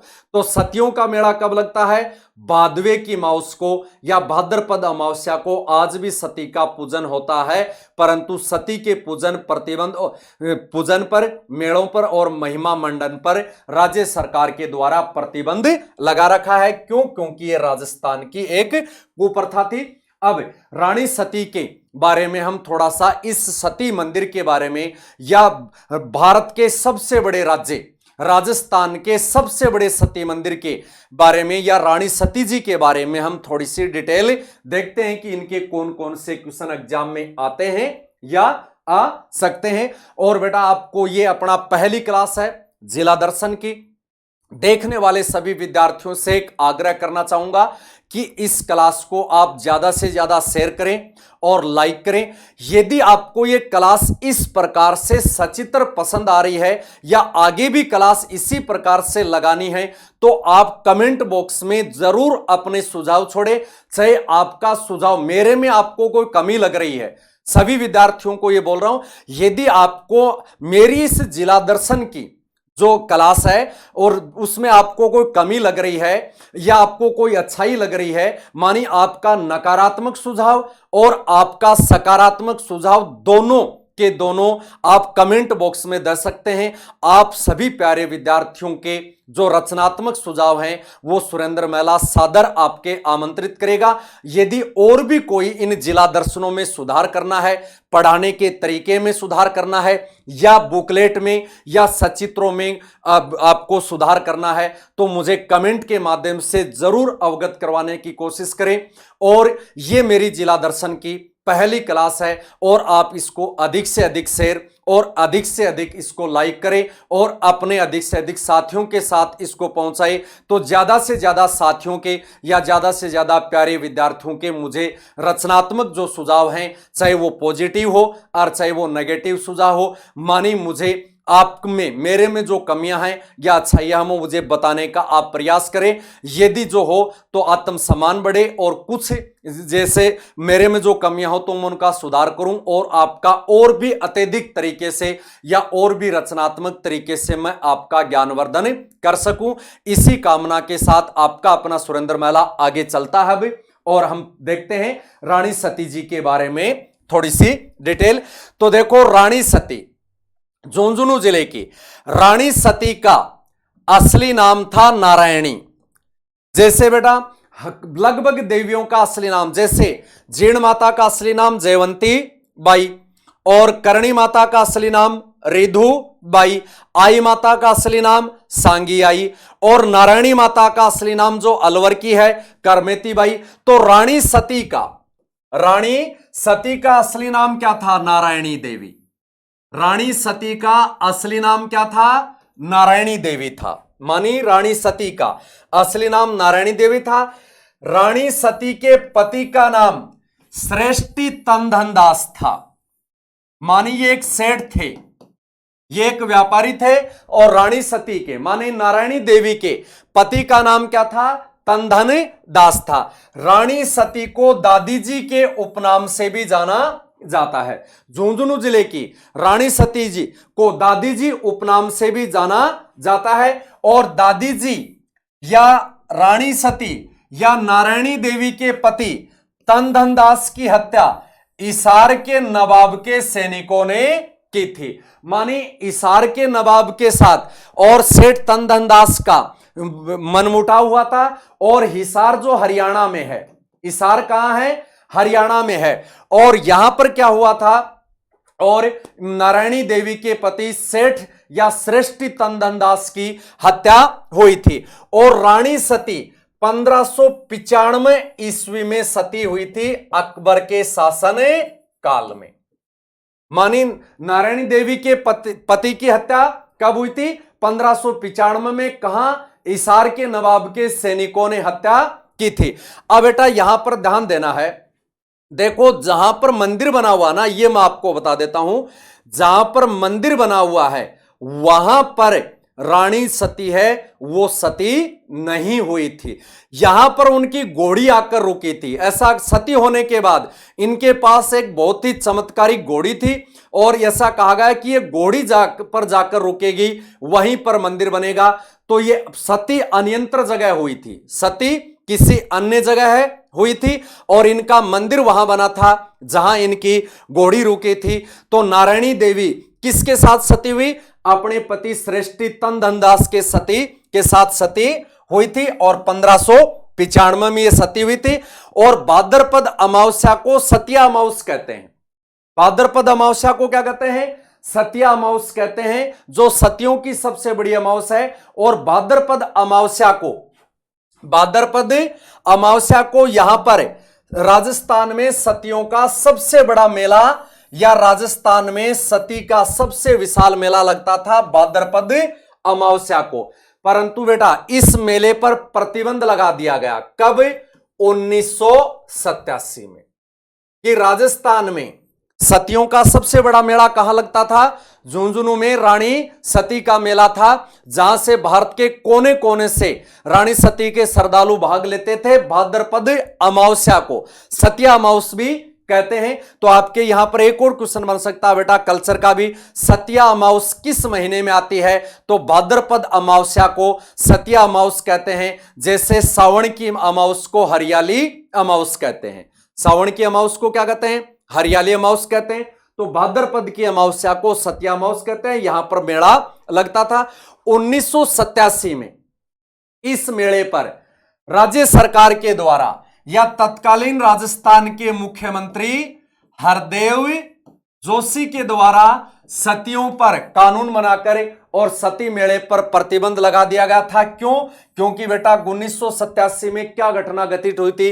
राजस्थान में एक महिला सती हुई थी जिसका नाम है रूप कंवर। जिसका नाम क्या है? रूप कंवर, जो सीकर के देरवाड़ा में सती हुई थी 1987 में। यह राजस्थान की अंतिम सती मानी जाती है। यह क्या मानी जाती है?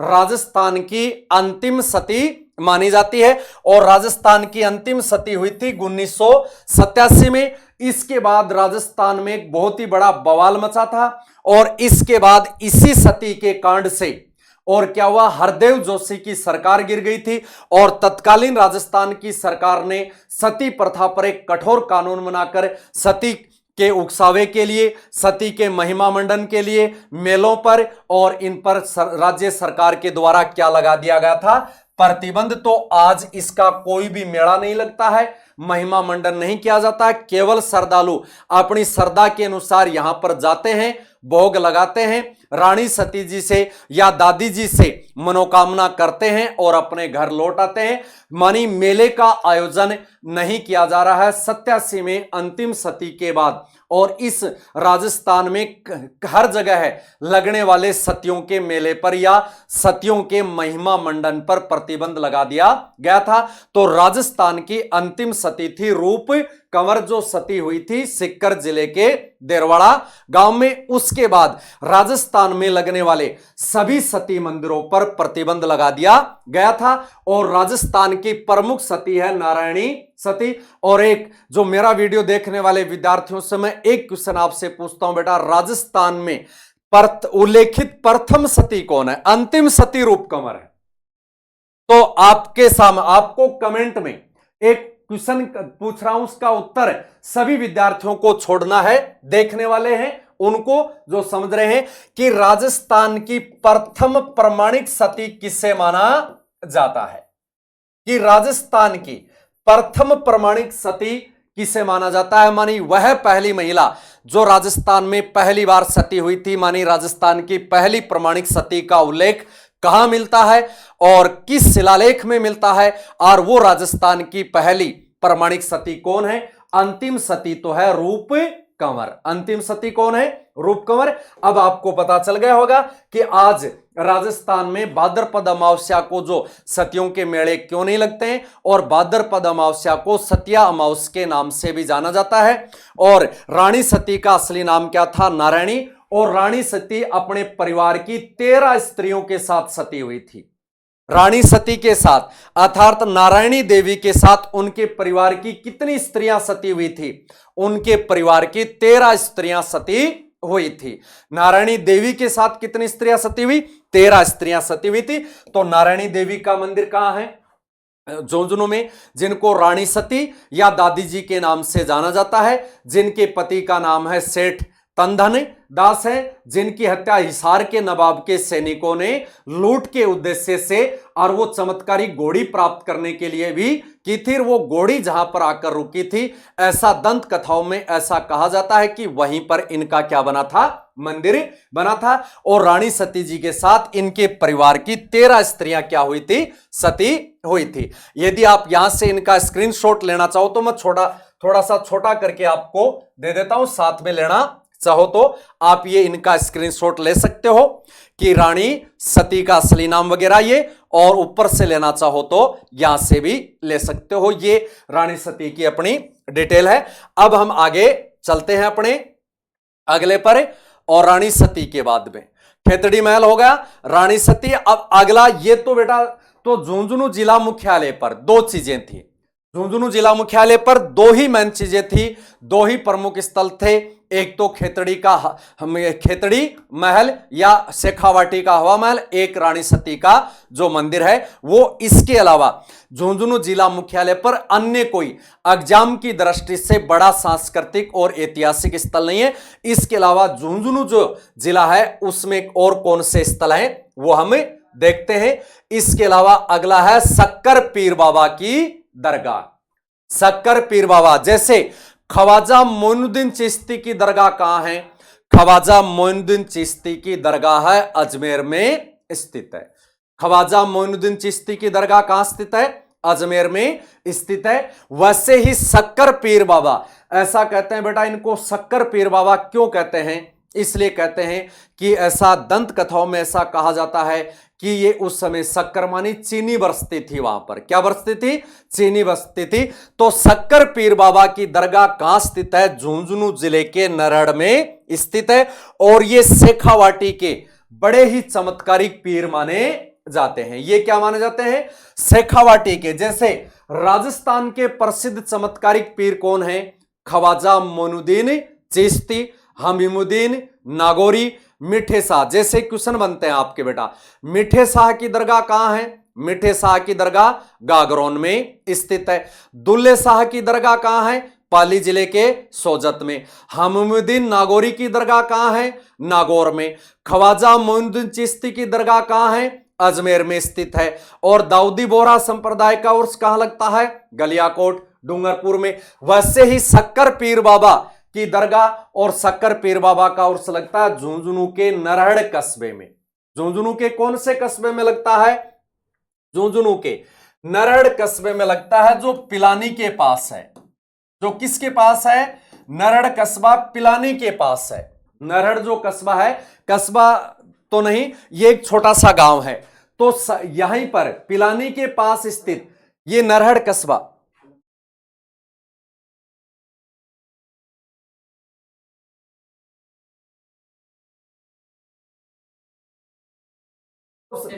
ठीक है।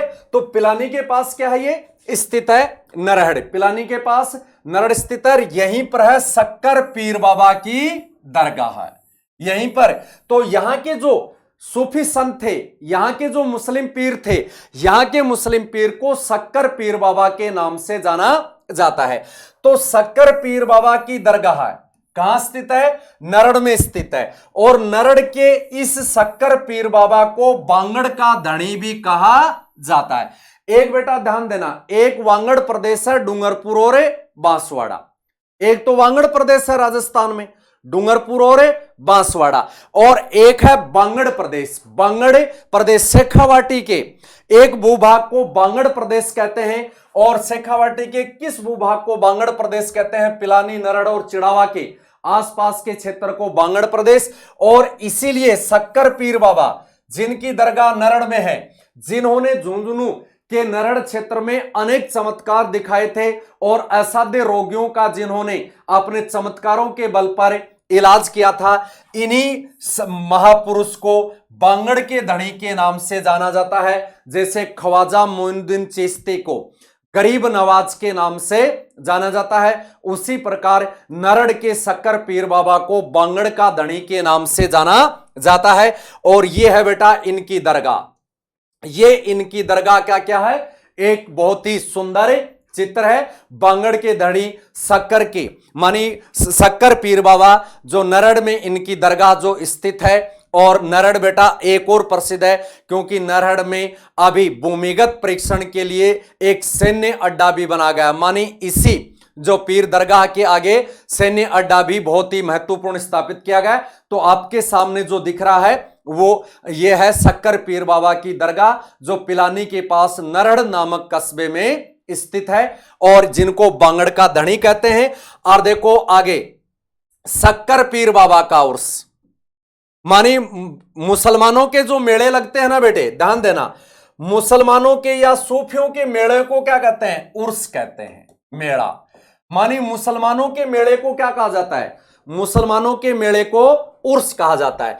तो शक्कर पीर बाबा का मेला या शक्कर पीर बाबा का उर्स भाद्रपद कृष्ण अष्टमी को, मानी भगवान कृष्ण के जन्मदिन कृष्ण जन्माष्टमी को लगता है।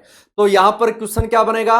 राजस्थान के किस संत का या किस मुस्लिम संत का या राजस्थान के किस मुस्लिम पीर का उर्स कृष्ण जन्माष्टमी को लगता है?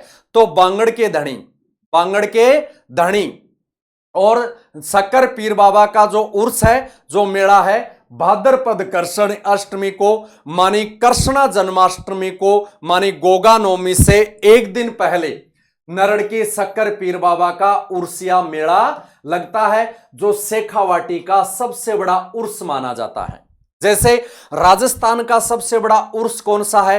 राजस्थान का सबसे बड़ा उर्स या मुसलमानों का सबसे बड़ा मेला है ख्वाजा मोइनुद्दीन चिश्ती का उर्स। तो शेखावाटी का सबसे बड़ा उर्स कौन सा है? तो शेखावाटी का सबसे बड़ा उर्स है नरहड़ के शक्कर पीर बाबा का उर्स, जो भाद्रपद कृष्ण अष्टमी को लगता है। और भाद्रपद कृष्ण अष्टमी को ही भगवान कृष्ण का हैप्पी बर्थडे, मानी कृष्ण जन्माष्टमी मनाया जाता है।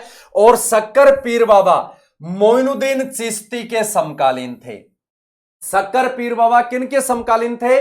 ख्वाजा मोइनुद्दीन चिश्ती के समकालीन थे। मानी शक्कर पीर बाबा कौन सी शताब्दी में हुए थे? शक्कर पीर बाबा 12वीं शताब्दी में हुए थे। और 12वीं शताब्दी में अजमेर में तो थे ख्वाजा मोइनुद्दीन चिश्ती, और 12वीं शताब्दी के अंत में और बांगड़ के दणी या शेखावाटी क्षेत्र के प्रसिद्ध सूफी संत थे नारड़ के शक्कर पीर बाबा, जो ख्वाजा मोइन चिश्ती के समकालीन माना जाता है। आगे देखो, शक्कर पीर बाबा के गुंबद से कभी शक्कर बरसती थी। ऐसा बेटा दंत कथा में ऐसा कहा जाता है कि नारड़ के पीर बाबा का जो गुंबद है ना, उस गुंबद से कभी क्या बरसती थी? शक्कर अर्थात चीनी बरसती थी। इसलिए इसे शक्कर पीर बाबा के माने ये जो गुंबद है, ये जो गुंबद है, इससे ऐसा कहते हैं कि शक्कर बरसती थी।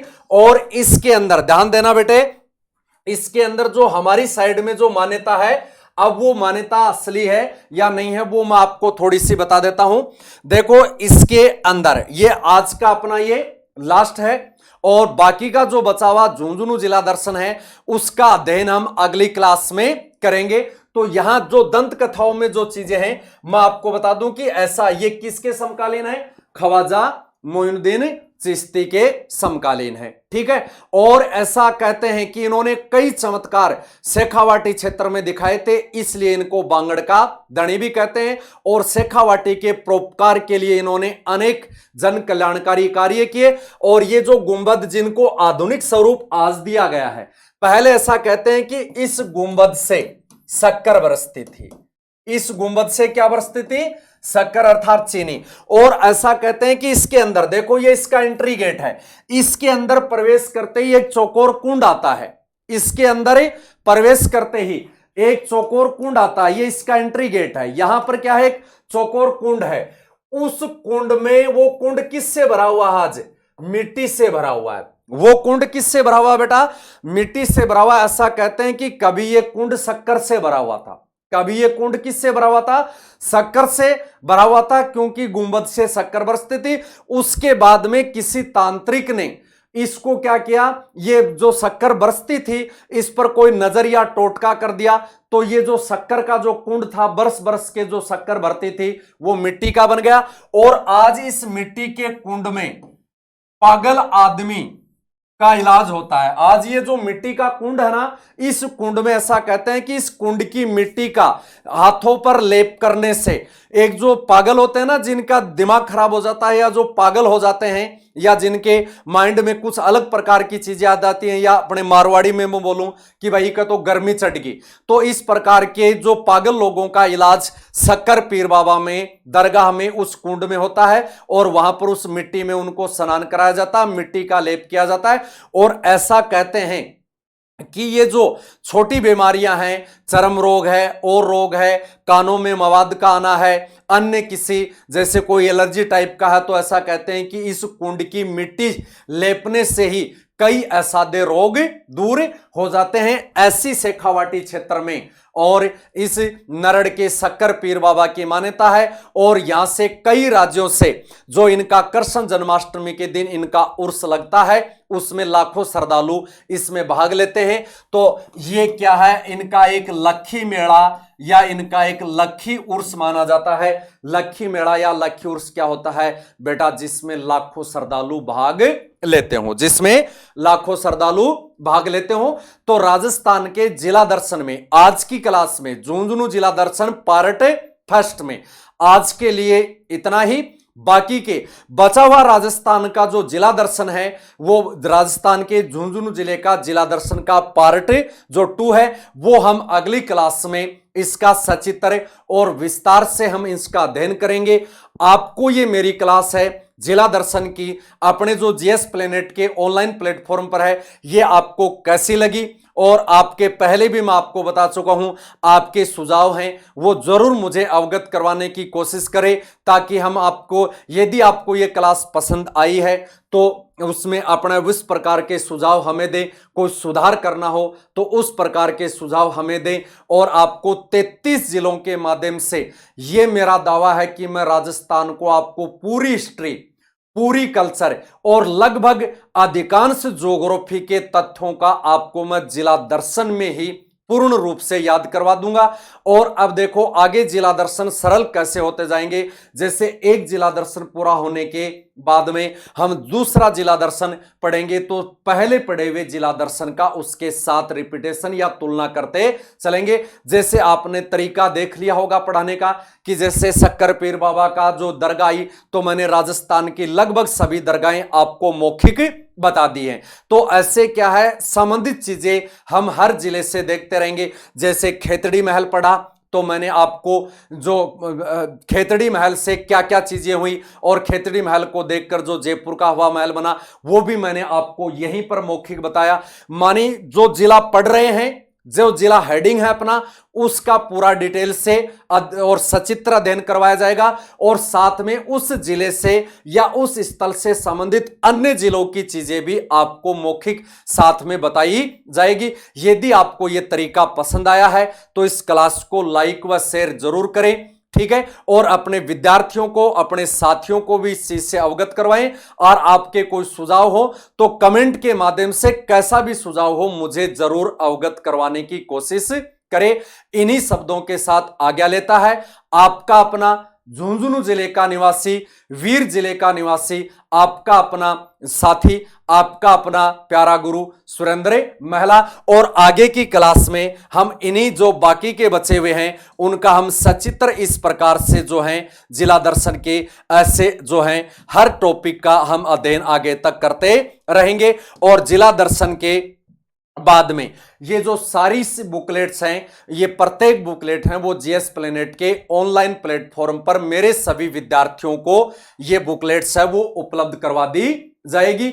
और एक माने आप देखना कि इसमें प्रत्येक जिला जो दर्शन है, प्रत्येक जो जिला दर्शन है उसका विवरण इसमें हर जिले की एक अलग अलग से आपको बुकलेट मिलेगी। हर जिले की एक आपको अलग से बुकलेट मिलेगी और प्रत्येक जिले को इस प्रकार से सचित्र आपके अध्ययन करवाया जाएगा। ठीक है, तो आज के लिए बस इतना ही। मिलते हैं अगली क्लास में राजस्थान के जिला दर्शन पार्ट 2 के साथ, जिसमें पार्ट 2 में भी झुंझुनू जिले का पार्ट 2 होगा। बचे हुए सांस्कृतिक, ऐतिहासिक और भौगोलिक स्थलों का अध्ययन हम करेंगे अगली क्लास में। तब तक के लिए सभी विद्यार्थियों को बेस्ट ऑफ लक। आपका अपना सुरेंद्र महला। जय हिंद, जय भारत, राम राम।